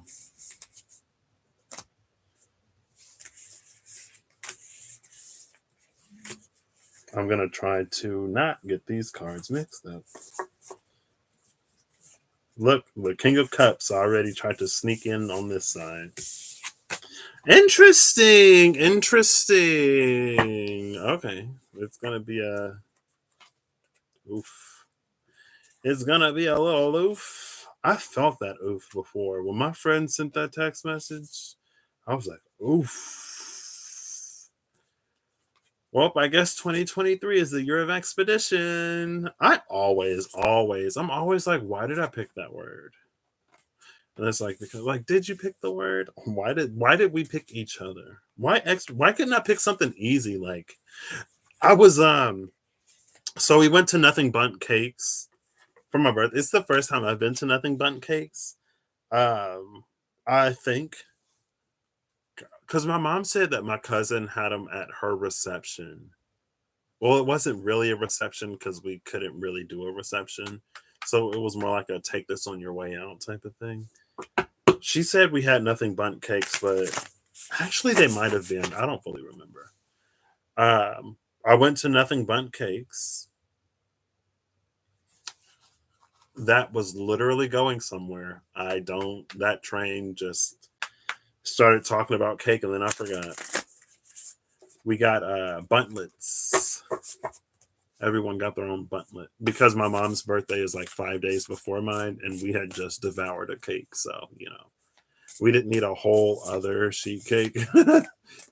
So we got little bundt cakes. Oh, thank you. Maybe that was a part of it. I don't remember. Nope, I don't remember. The thought is gone. The thought has evacuated my brain. The Sovereign of Coins. Oh, this is a few cards. The Sovereign of Coins, the High Sage, the Five of Coins, and the Six of Coins. This makes me think of the Six of Coins that came out earlier around the Eight of Coins. And it was like, this is the divine working on a new Ace of Pentacles because there's nowhere to put this pentacle on the wall. So we're almost going to have to like relocate to a new house, to a new workshop to put that pinnacle. It's making me think of that. The Queen of Pentacles with the High Sage. And then it's moving the Five of Pentacles to a Six of Pentacles. From the 5 to the 6. There you go. But with the Six of Pentacles, we have to be open to receiving. The Five of Pentacles says that we have to ask. The Six of Pentacles says we have to be ready to receive. Or at least with the Five of Pentacles, it's like we have to not avoid it, and then we also have to be able be able to receive it. You know?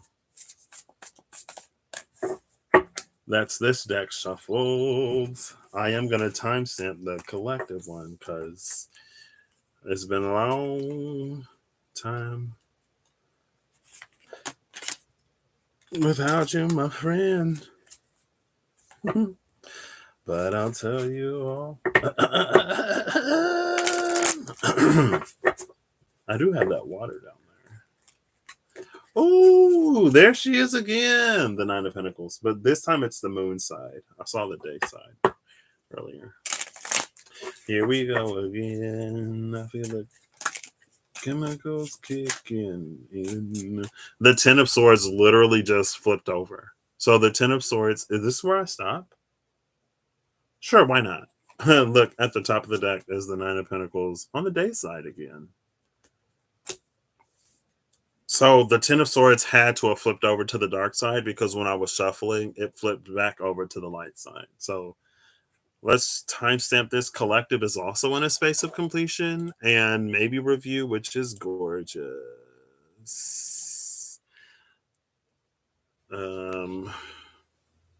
Already lost the time. I'll say 138. 138. It'll probably be 138.30 by the time I finish this. 138. Not 28, 38. Not 39, 38. There we go. And I will save this. Are you still Wait, do you buffer as bad in Florida? Were you back in Florida when you were talking about buffering? Were you already in Florida? I don't know anything. Oh, already shuffled. Okay. So where's that Ten of Swords? It flipped back over. Here we go. Ooh. The one element that I don't have. The collective's got it in spades. That's why we need each other. We learn from each other. It's the back of the Queen of Wands. So you see her throne. You see her gnarled throne. And again, it's this side of the Ten of Swords. That's more about like maybe the reflection upon completion, but it's complete. And then it's the sun. I saw this side of the sun was at the top of the deck when I started this video. No, I think when I started the video, because I think I picked it up and I started shuffling it. It was at the top of the deck when I was going live, when I was like setting up the live to like click go live and stuff. Oh, okay. Oof. The dial-up tone, no. Oh, I do not miss the dial-up days. Her throne is, I actually really love this. Because it feels like the sun is growing her throne. Also, we see the field of sunflowers, and the Queen of Wands is traditionally depicted with a sunflower. She doesn't have one in this deck. There's the other side if you're curious.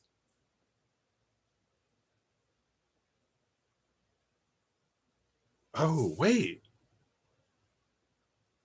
Is that a mountain? There's a giant woman. Interesting. Okay. Well, I love that. And the Nine of Pentacles is here. The back of the King of Swords is here. Looking at this Ace of Pentacles. I say looking at because here's the front, right?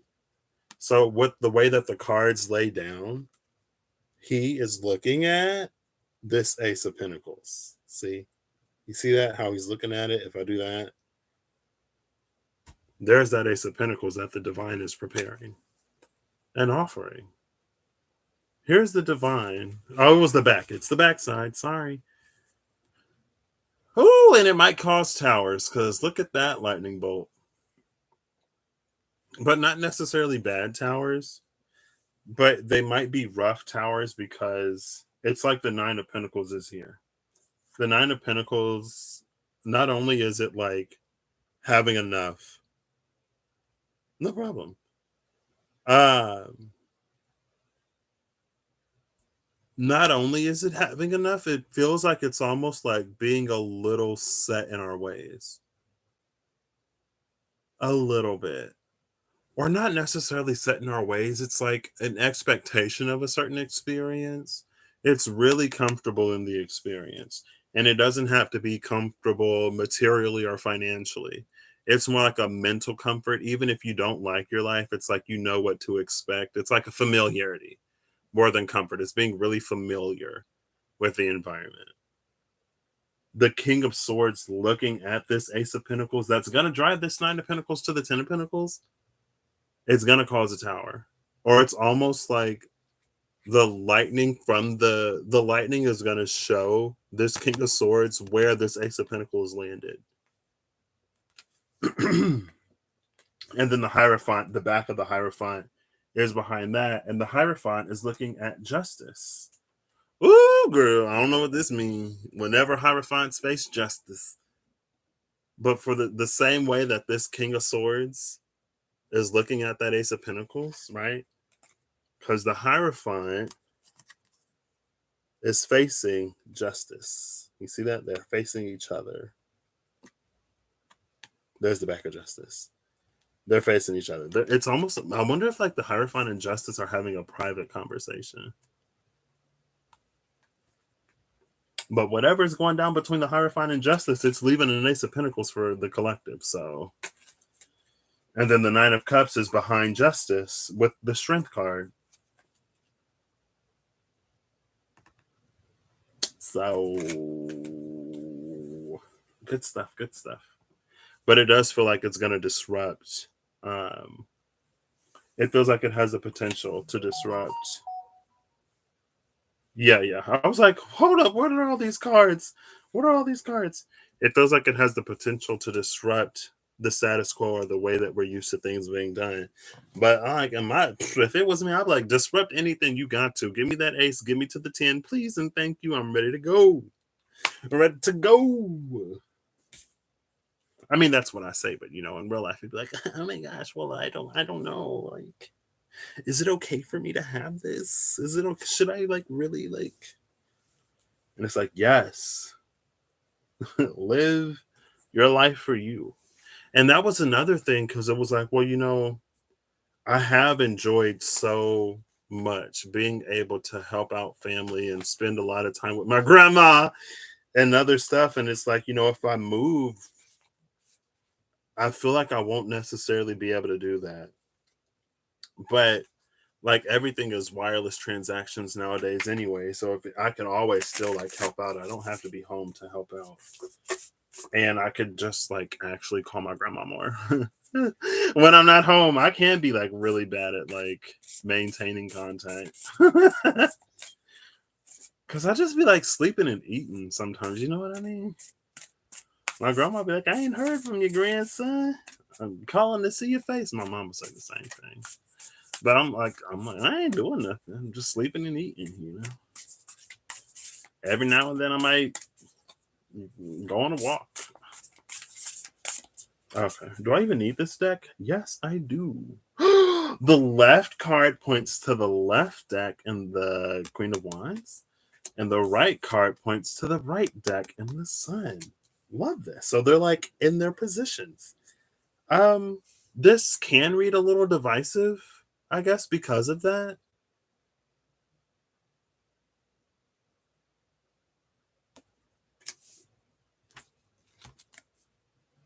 Wow. It's not divisive, but it is interesting. Like this side is clarified by that side, this side is clarified by that side. There's no cross contamination. It's not really contamination. There's no cross referencing here, I guess, maybe. Which is interesting because one of the last cards I saw was the, not one of the last, but the Six of Fire or the Six of Air, whatever that card is in the Dreams of Gaia Tarot, where like the light is over here and the flowers grow in there, and the dark is over here and the not flowers grow in here, but they like, and then there's the person on the throne behind it, so it can be easy to like misattribute or misattribute certain changes to certain things. It's like, well, why do the bad guys always win and the good guys don't get squat? And it's like, well, if you follow the sword, like the good guy's sword is what's growing the flower. You can't just like look at one half of the card. You got, if you look at the full picture, you'll see it. But anyway. Who, me? No, I didn't have a BlackBerry. I couldn't afford one. If I could have afforded a BlackBerry, I would have had a BlackBerry. But iPhone started getting really popular, like to the point where everybody was getting an iPhone because iPhones were out. But then there was a point where everybody was getting an iPhone. My freshman year of college. So before that, I didn't really have a need for a BlackBerry. I had a little flip phone. I loved it though, so you know. But of course, I was like, "Ooh, blackberries!" I just didn't have one. If I could have had a blackberry, I wouldn't have had a blackberry. Wait, was I in diapers back when? Around when? Hold up, no. Oh, in dial up? Yeah. No, I wasn't in dial. I grew up on dial up. Like we got a computer, and it's so funny. Well, that for me would have been when I went to middle school. Because I remember I used to talk to my best friend on the phone all the time. And then we got a computer.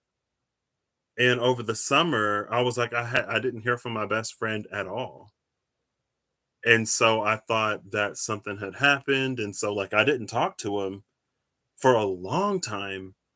And it was literally years later when I was like, Patrick, you were on the computer all summer and you had dial up. So you couldn't be on the computer and the phone at the same time. So I was kind of sort of the thing I was just talking about where like I'm sleeping and eating and on the computer. I didn't think to call, I guess. And yeah, so it was only a few years with dial up though. I remember the AOL Instant Messenger AIM, and sending. I think it was. I don't think that was AIM. It was another one. But you can send like the nudges where you can like shake somebody's screen and you can send like the little dancing pictures or whatever, and you couldn't turn it off, so like it would just annoy the other person. Yeah, I was alive in the dial-up days. I remember.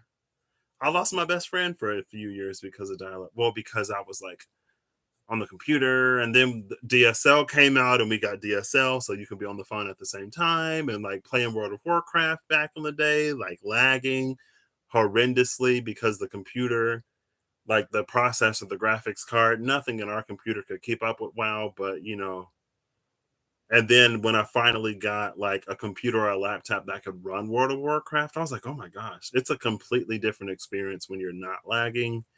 It's almost not the same.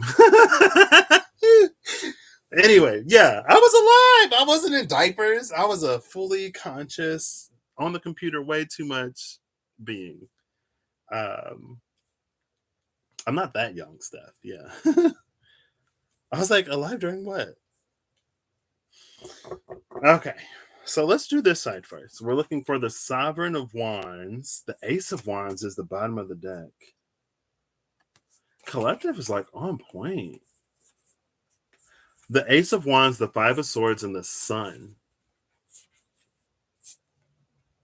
On the other side of the Sun is the Ten of Coins. That's our other significator, but I'm going to pull that one from the other deck. But it's interesting that the Sun is here. It is between the Five of Swords and the Ten of Pentacles, though. So maybe that's why, like, it's not a. Because it's, again, since it splits, it feels like it could almost be divisive, but it's not. Maybe this, though, it's like it's habits that we have or other things that limit our ability to receive the fullness of this Ten of Pentacles energy, Ten of Coins. It's on the other side of the Sun. It's gorgeous. Gorgeous. Or as my biggest fan would say, absolutely gorgeous. You grew up blowing on Atari cartridges? Okay, yeah, I'm okay. Yeah. You got me on that one. I grew up blowing on Sega Genesis cartridges and the Super Nintendo cartridges, So not quite, the same, but the experience was still there. And then, a decade later, 2 decades later, someone actually reads the back of the cartridge and it's like, don't blow on this. And you're like, ooh, well, if you didn't blow it and slam it, the Nintendo 64 wouldn't turn on. Like, it's the only way the game would work is if you blow it and then slam it in there. It was a different time. Kids nowadays, they wouldn't understand. Sovereign of Wands. Where you at? Where you at? Oh. Ooh. The Sovereign of Wands is next to the Ruler of Cups. Ruler of Cups. Sovereign of Wands. And the Eight of Wands. This is gorgeous for the collective. The Sun, the Eight of Wands. This is gorgeous energy. Absolutely gorgeous. Then we have the Five of Coins and the Six of Cups. Six of Cups makes it feel like time release, but because of the wreath, well, first it's a wreath energy. Wreaths, like the laurel wreath, symbolizes like achievement or completion. But there are also roses on here, which is like on the positive side of completion. Because I think sometimes we can go through certain experiences and reach a completion, but be left a little like bitter or jaded. And it's that more negative or more pessimistic approach, or that more negative and more pessimistic takeaway from those situations that might color our lens a little bit and affect our ability to see the next good thing.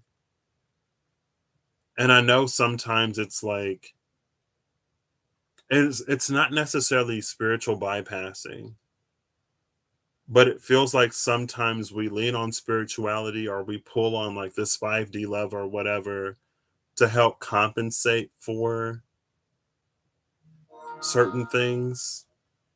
And so it becomes like a skewed sort of, the energy becomes skewed and it's not necessarily like sleek enough to fit into whatever. Like there's a little kink to it or a little curl. And kinks and curls are fine. But it slows things down in some way. But it's about like when we reach that point, that's when it's time. It's not a time that's like an hour, minute, second. It's not a time that's a day on the calendar. It's a time, it's something that we reach within ourselves. And then the Ace of Cups is behind that. Ace of Cups on the other side of this Five of Cups. And these are two completely different energies. And the Lovers is behind that Ace of Cups. Again, it's gorgeous. It's gorgeous. So the Eight of Wands and the Ruler of Cups. Ruler of Cups clarifying that Queen of Wands energy. See, there's this. It's not divisive, it's inside outside.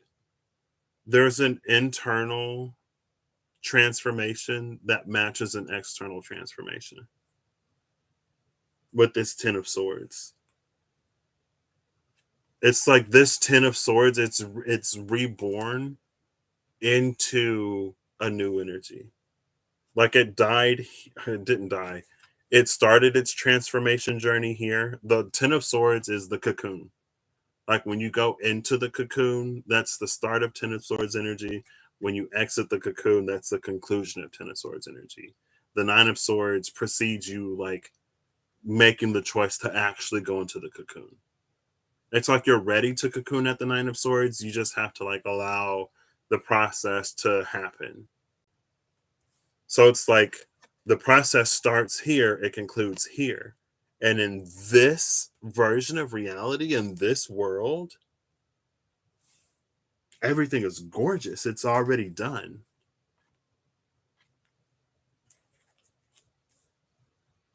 And again, it's that it's like the things that, like the habits and patterns that we learned at one point that we leave behind.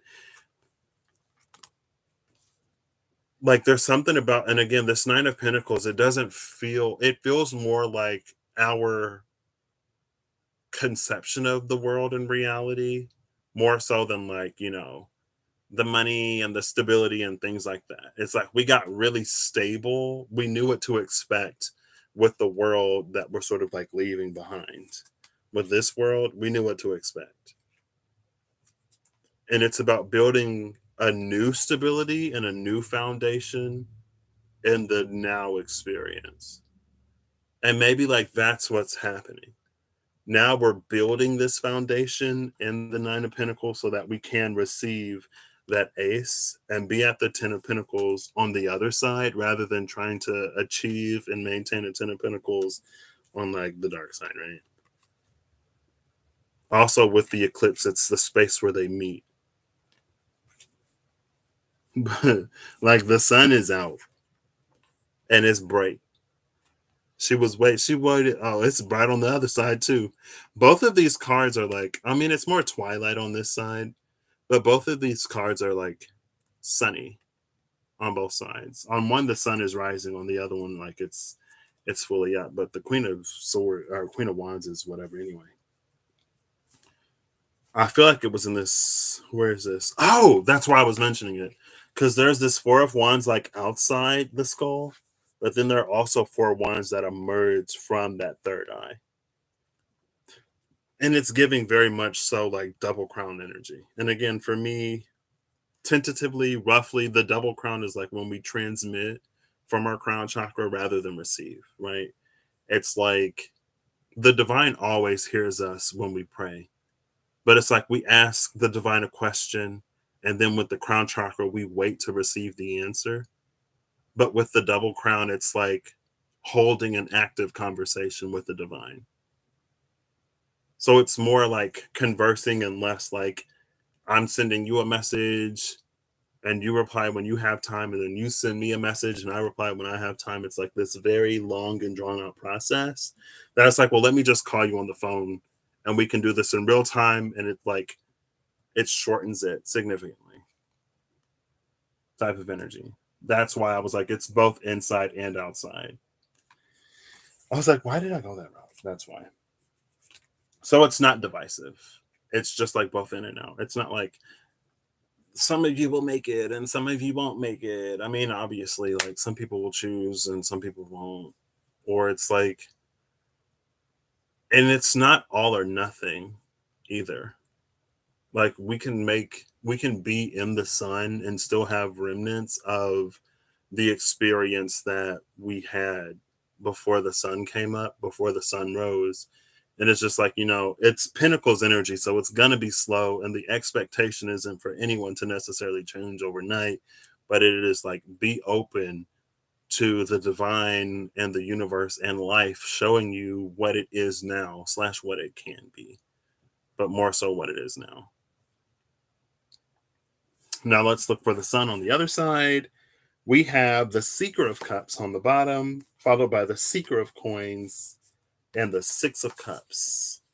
The Six of Cups that we saw on the other side. Nice. With both of these seekers.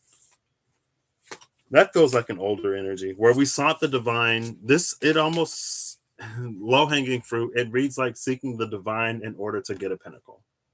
We become spiritual or religious or whatever because there's a problem that we have in our daily lives, and there's something that we want, and we want something, we pray for it, we wait for it. Want, pray, wait.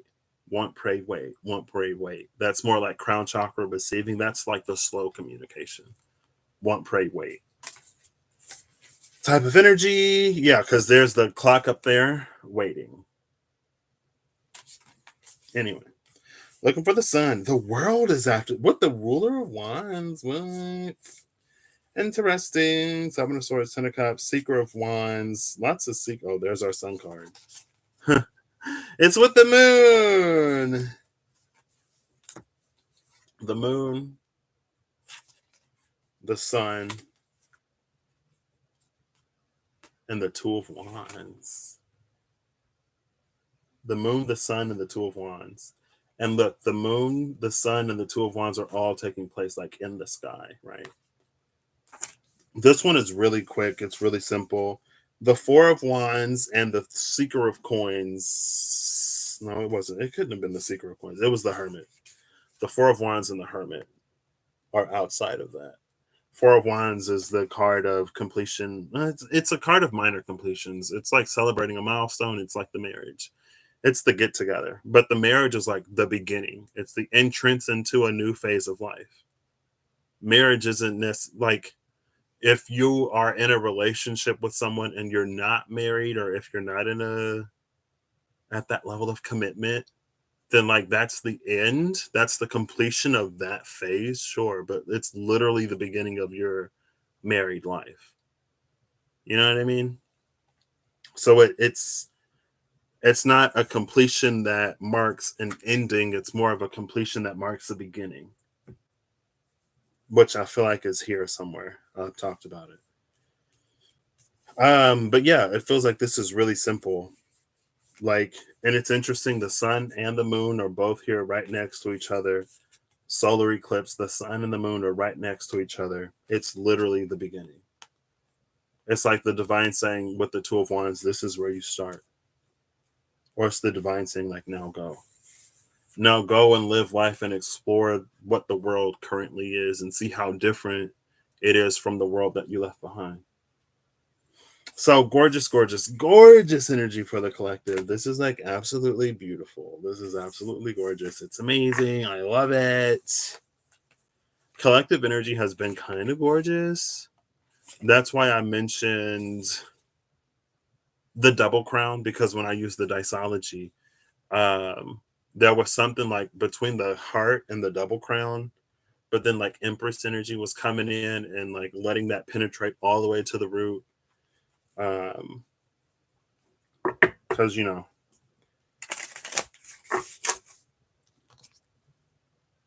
Because because death card clarifying yes. Every time I've pulled one of these cards, it's like, do I talk about it? Yes or no? Literally, it's been a whole bunch of no. I'm surprised. I'd never get that many no's at once, but I guess I'll talk about this. Every now and then you'll see somebody or hear somebody talk about people who live from their lower chakras in an almost like spiritually derogative way. Or you'll hear people talk about like, oh, they're living from the lower chakras, but no judgment because like people do. But it makes me think of the tropical north node, south node versus the Vedic Rahu and Ketu. It's like we're not supposed to be half a person either way. So it was like, would you chop yourself off at the abdomen to spite your feet to continue to live life with your heart in your head or whatever. But meanwhile, like, and it's not to be ableist in any way, like it doesn't make you have as I literally think to, like, I went to the store with my grandma yesterday and we saw Bob, and Bob doesn't have legs and he's in a wheelchair. Like, it's not like, that's not the point or the purpose. It's energetically, it's spiritually, right? It's like one of those you cut off your nose to spite your face type of energies. And it's like, that's the thing about living from the heart up. There's things that don't penetrate down into the root. And so there are certain energies that can't really ground and flourish because of the way we view the lower three chakras sometimes. You know what I mean? If that makes any sense. It's like we get so, it's like, don't be so spiritually minded that you're not any good to the world type of energy. And I think sometimes it's like we've come up with a really complex language to talk about some complicated things. But when we get used to that complex language, we can overcomplicate things when they become simplified. And that's why sometimes, hey Perry, how you doing? That's why sometimes I'll be like, I don't want to get into like spiritual mumbo jumbo or whatever. Like, I'll use a phrase like that. And it's because it's like, sometimes the words can overcomplicate an energy to the point where we sort of almost miss the point. Or it's like, again, like we're so used to interacting with an energy or describing an energy in a certain way that when it comes in and it's more readily accessible, because it's so spiritually dense, it's like ready to precipitate into the physical. We don't have to continue to use like far-reaching language when it's like right here type of energy. So like when I say like spiritual mumbo jumbo or whatever, gobbledygook, when I use like gobbledygook, like that's why. Because it's like, it feels like it's an energy that would be very easy to overcomplicate and then to kind of sort of miss. But I think we should be sort of you are joyous. I'm glad to hear it. That's why. Why am I talking about that? I don't remember. And it's the death card, the card of transformation. So like, yeah, lower three chakras. That's why, because of the Empress was coming in from crown to root, and the other energy it didn't allow. And again, it's like that's why it feels like that Rahu Ketu.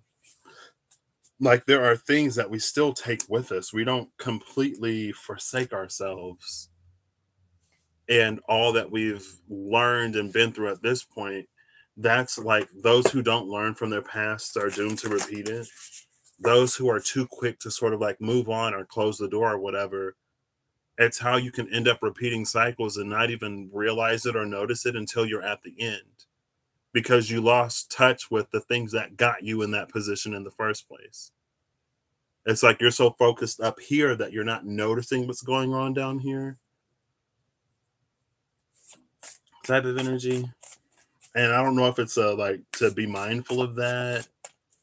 I mean, the Five of Swords was there. And maybe that is like the back of the King of Swords looking at this. It's not to, with the lightning bolt, right? It's like, allow the divine and allow nature, allow life to show you the way. We don't have to analyze it and do all that stuff as deeply as we did before, because the energy is different, because the world is changing, because it's more available, right? And it feels like that is a little bit of Sagittarius Gemini axis. So as we move into North Node Aries, South Node Libra, the North Node is going to sextile Gemini where it was, but it's like the opposite element. Because last time when the South Node was in Sagittarius, it was fire.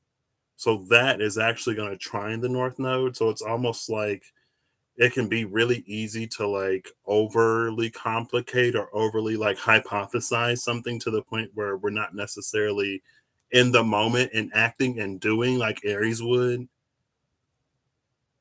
But when the North Node in Gemini, it was almost like forget everything that you read about and forget everything that like you studied, like be here now. Like in life, live life and see firsthand what's happening because it might reveal something that science hasn't caught up to yet. And it's not even science in the sake of science, it's structured thought, it's philosophy. Like mankind's ability to process might not yet have caught up to the point. It's not caught up to what the divine can show us in nature. It's very much, I can show you better than I can tell you, but it's not because the divine is incapable of communicating it. It's because we are less capable of learning it in the classroom as opposed to like learning it firsthand in real life. And we are about to have the solar eclipse. The solar eclipse is about to be in Aries, and maybe that's why it's coming up now. Question mark? Maybe not.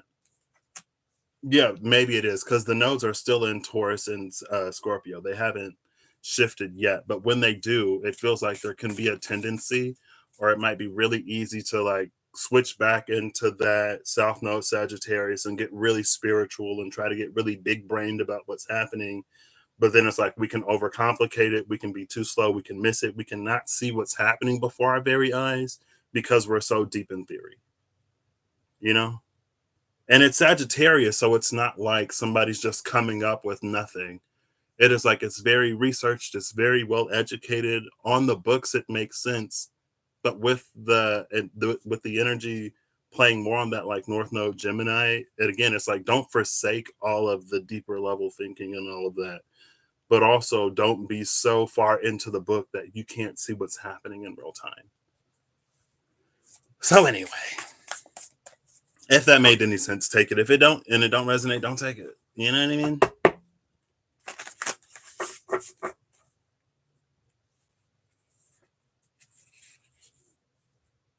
But it's not always that complicated. That's all I'm trying to say. It's not always that complicated.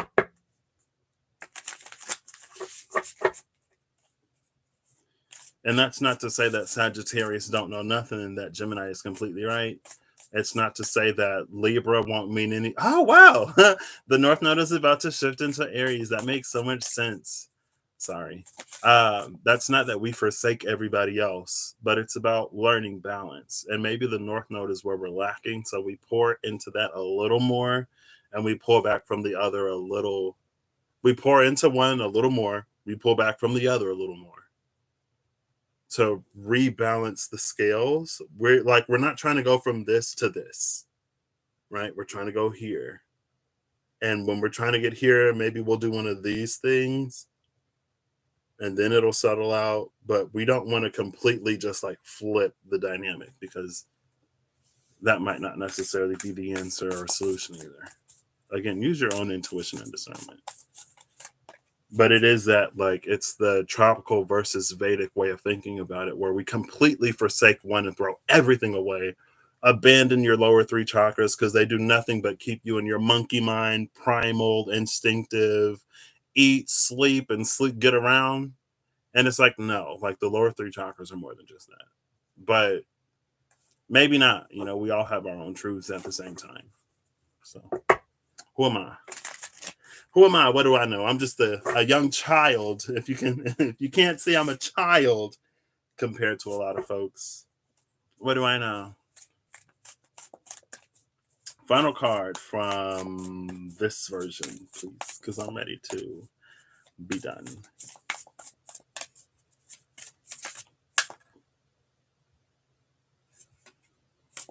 Who are you? Face down card. It's the Four of Coins. Bottom of the deck is the Eight of Cups. This Four of Coins is feeling like this Nine of Pentacles right here.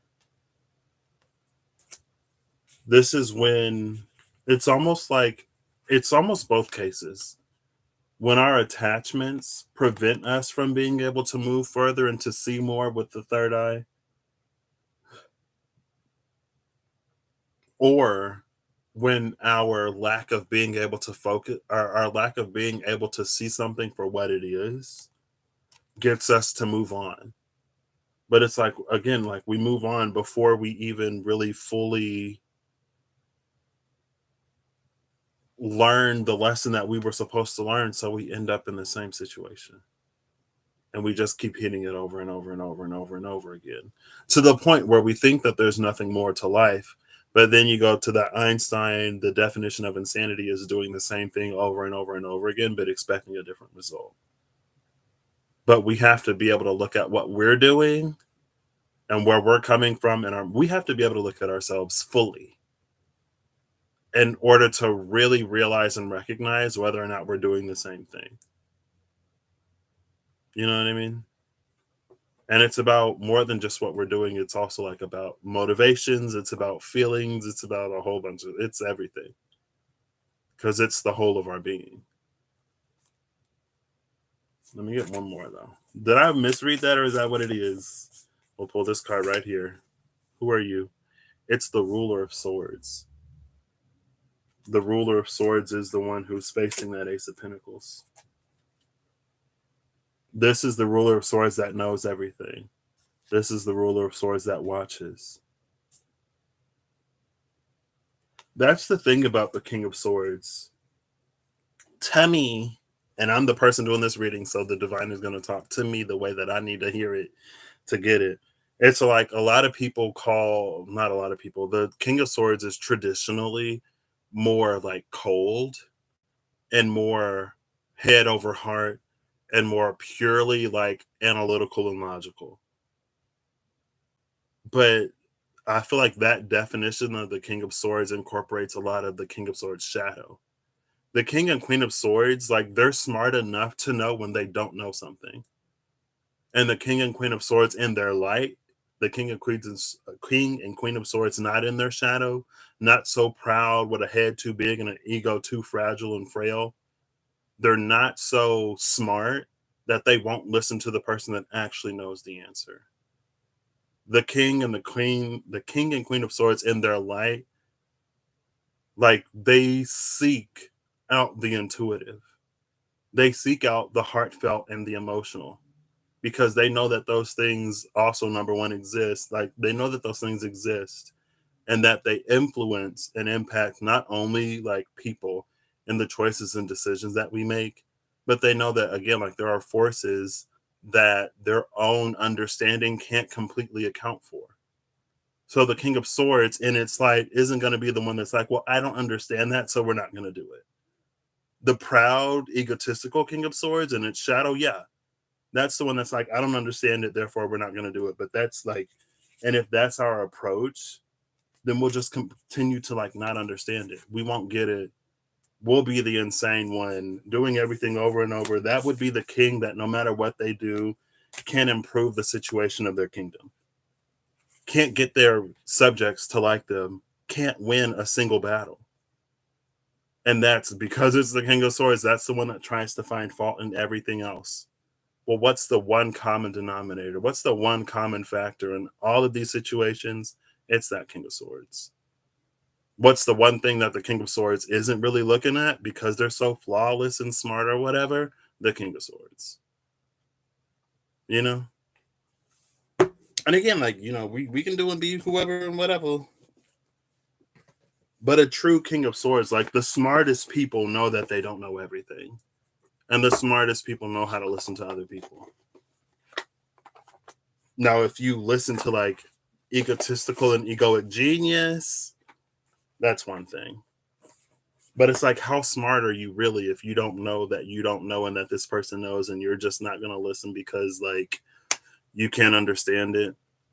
And again, it's not to necessarily go into that deeply like negative or comparative or whatever. But again, it's like swords energy in its light understands that it doesn't know everything. Like if you're not born knowing everything, how do you expect to know everything? And again, playing on that Gemini Sagittarius aspect or that polarity, it's like just because you're college educated or just because you've studied or whatever doesn't mean you know everything. It doesn't mean you know more. right? If you take a class on agriculture and you have a PhD in farming, and there's a person who's been farming for quite a significant amount of time, who is the descendants of a line of people who have been farming for quite a significant amount of time, who actually work with the earth and not just, the pieces of wood that's bound in paper format. They both have information that's valuable, right? You can have all the theory in the world, but if you've ever taken a class, you would learn, like, for everything, there's an exception. You know what I mean? For most things, there's an exception. And don't be so bound to the book that your land suffers because you live in exception. Like, you got your PhD working in temperate climates, but you're living in the Arctic. Like, what good is that information going to do you? Go to the farmers, go to the people who are growing things there, and then bridge that information. You'll have a more complete picture anyway. When that card said other people will put out their own fires, it ain't, I don't know. It's fine. I could be wrong. I ain't right for everybody, and I ain't trying to be. Ooh, judgment and justice. The two J's. These are our final cards over here. Judgment and justice. Bottom of the deck is temperance. Judgment, justice, temperance, all majors. I want to see, let's pull this one. See what's like, is this any, what is this? The High Sage? Girl, I'm not getting no minors or non-major court cards. It's fine. Judgment, justice, and the High Sage. The High Sage is the one that's in tune with the passing of whatever new universal cosmic law there is. Again, a lot of our understanding has been built in a world that we lived in.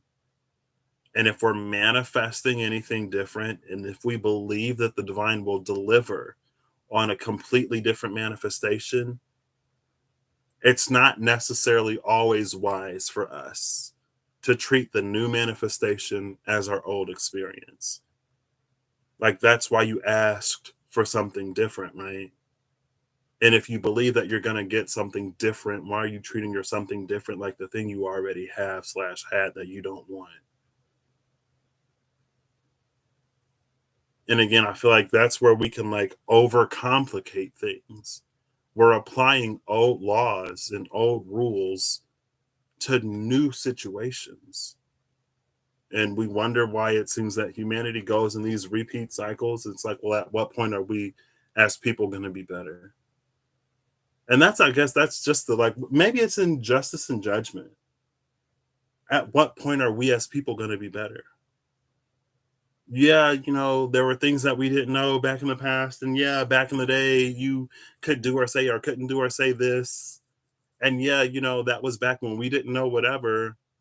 But it's like, at what point are people going to be better? There's this program, there's this energy running through the collective, there's this, there's that.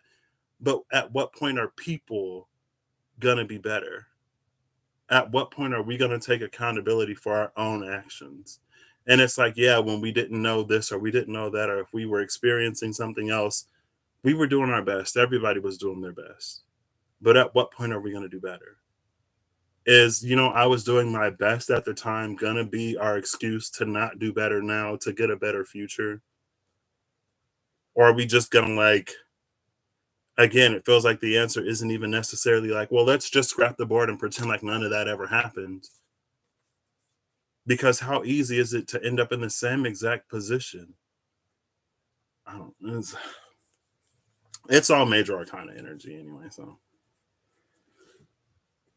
judgment, justice, and the High Sage. Bottom of the deck was temperance. Realize it's a process. Realize it's like, yes, miracles do exist and miracles do happen. And it's not to rule out miracles at all, but it's to also understand that living physical incarnate experience means that there's probably going to be some element of continuity. The miracle is the surprise, mystery, God works in mysterious ways element, that moves us from one experience to another experience. The miracle is the thing that bridges these drastic differences. It's almost like whenever you watch a show or whatever, and someone's like, "Oh, the author was so bad, like they're retconning this and there are plot holes everywhere." The miracle is the retcon. The miracle is the plot hole that the author tries to like fix sloppily. But it's like if you look at it, it's like, well, there's no way that like that should have happened, but it happens, right? But also at the same time, know that like you might take that leap, you might have this drastic difference, but you're gonna be on the ground again. Like there is this, I feel like temperance again, it's that element of continuity. It's like it's what we keep with us, but it also like in the grand scheme of things, it's like it's the thoroughput. Like that's the character development, I guess, of us as people. I don't know.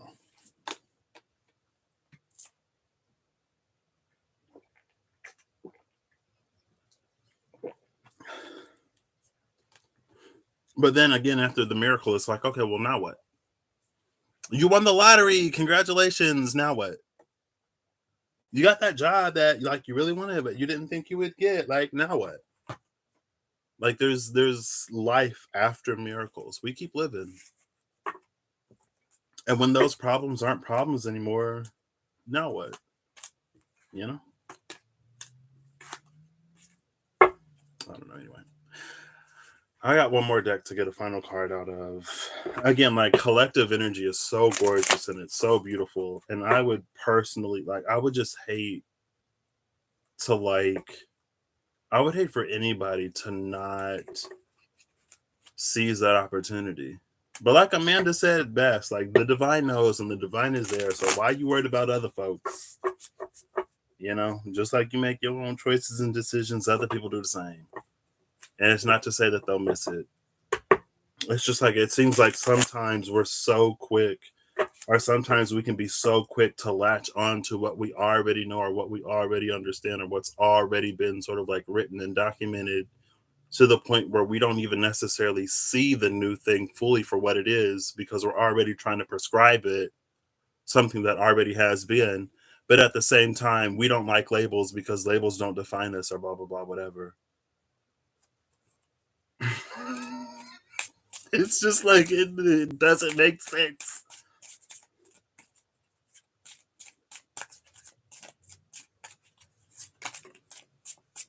Oh, well. Here's the final card from the vice versa. It's the title card. Bottom of the deck is the Eight of Cups. The Eight of Cups that we saw in the Dark deck, right? And it's like with that shooting star, it feels like the wish is being fulfilled right there, but we title card. And then it's like, why isn't this happening? Why isn't that happening? Meanwhile, the whole time, it's happening. Here's the signal. Make my brother called my mom and he was like, I saw a shooting star. And he was like, I was so surprised, like, because I was like, well, did he make a wish? And my mom was like, did you make a wish? And he was like, no, like I forgot what to do when you see a shooting star. I was like, well, make that wish. It's not too late. You saw it. Like, make the wish. The title card. And I don't know if it's this side of the title card or that side of the title card. With both sides being a title card, it's almost like for all of the knowledge and understanding that we knew, for all of the intuition and discernment that we had, there were still things that we didn't know. And there are still going to be things that we don't know. So don't be the King of Swords that suffers because, or the Queen of Swords that suffers because we know so much of everything that we don't allow anything to just like be to come in and to show us, right? And you know, that stands for me too. Obviously, I'm no different, right?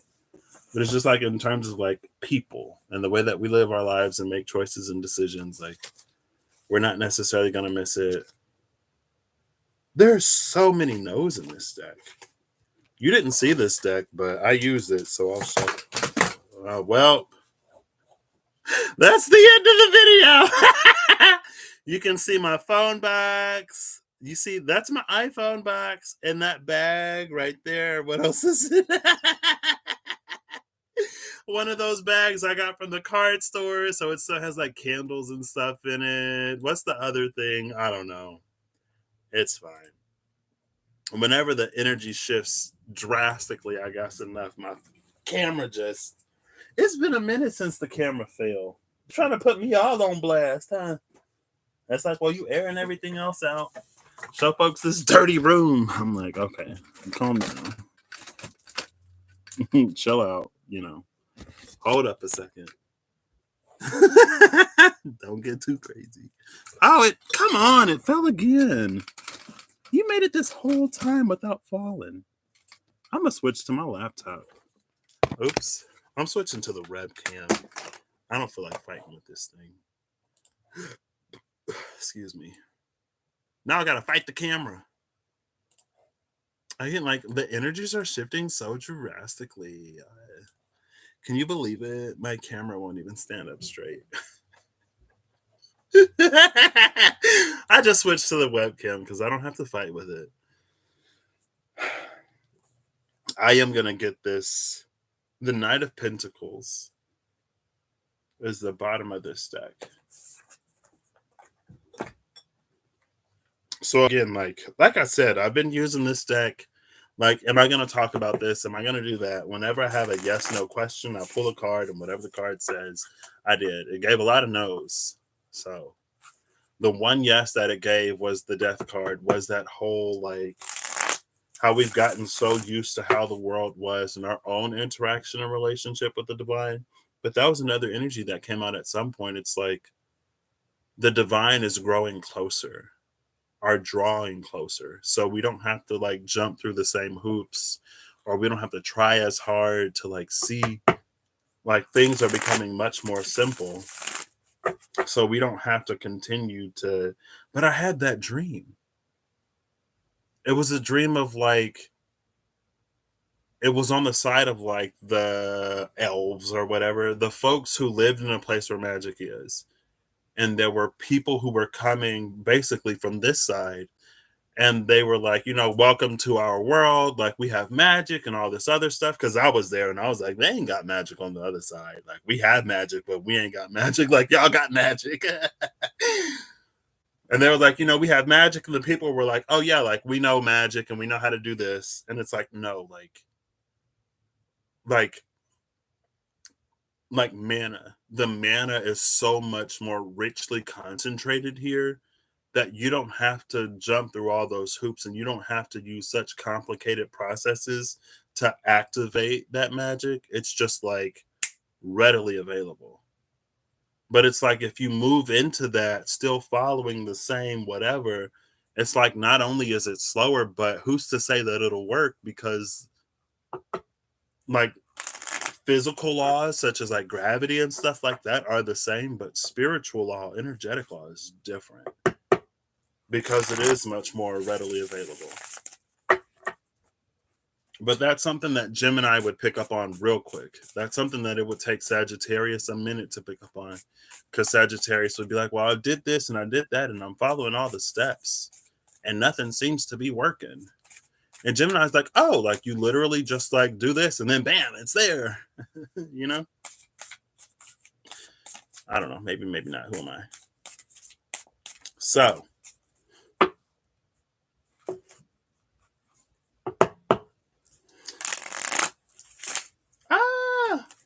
the bridge broke.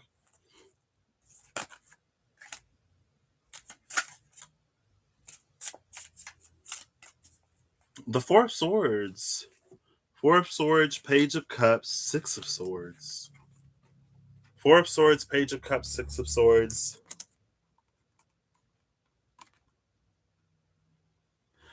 It's almost like where we ask is where the divine is being delivered. It's like we're asleep, like healing from this Three of Swords energy. The answer is put, oh, look, the sparkles. The answer is put sort of like within. That's where she finds it, or that's where it's found with the Page of Cups. And then after that, like we move forward, we move on, if that makes any sense. The answers have already been placed inside of us, but it's like, again, if we navigate our changing internal landscape the same way that we navigate a changing external world, then it's almost like it's time to hermit with a new lantern, with a new light, with a new pair of eyes. It's like go inside and see what else has changed and see how the interactions between things have changed. So I know for me personally, I just got a yes on the Two of Wands. The Two of Wands that was with that Sun card. I know for me, like the divine, honestly, for the past few months, I guess, because I went to London. So the past month and some change, the divine has been like showing me certain things about like who I am, how I am, and then how the world sort of is in response almost.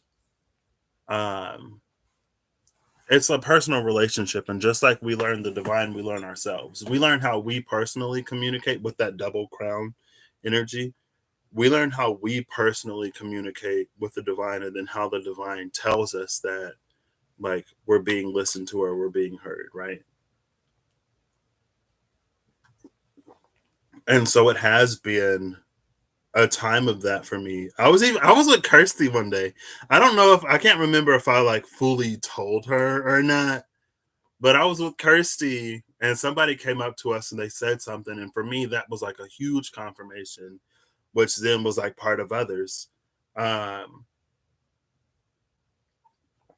but for me, like when Zanoni drew the what card did she draw for me? I don't even remember. I'm pretty sure it was number 14. Perth?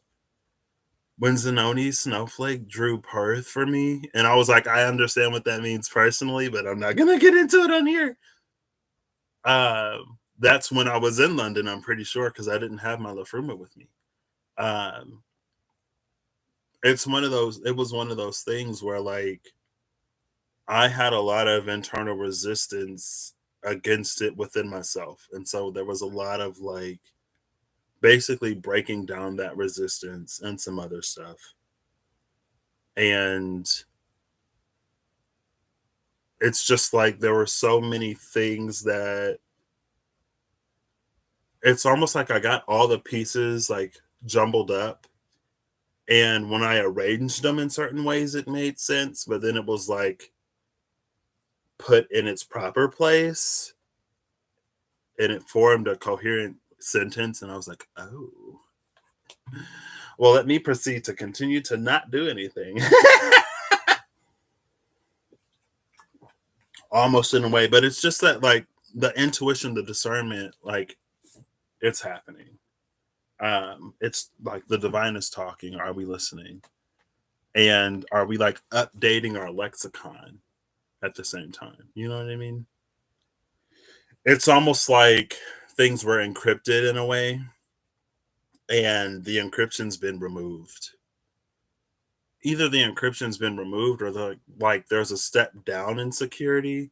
So we used to receive like encoded messages of like this means that and that means this. But now we're just given the message, but we're still like decoding it to the point where we're taking a coherent message and then it's like it's not making sense because we're still decoding it because we think it's still encrypted, but it's like I just told you. It's like, yeah, but like I'm trying to read between the lines. Like, what are you really saying? And it's like I'm saying exactly what I just said. There is no code. There is no script for you to put this file into to spit out some other message. It just is what it is. We've been listening to your feedback and we figured we'd take a more direct approach like you've been asking. And it's like, oh, I get it. I don't have to decode this message. Okay, I understand. And it's like, why are you blinking? Your blinking is telling me that you don't understand. But okay, sure, fine. Figure it out. Anyway. like that's this. It feels like the keys to that navigation, maybe, or whatever. It's really opening up. But again, something changed somewhere.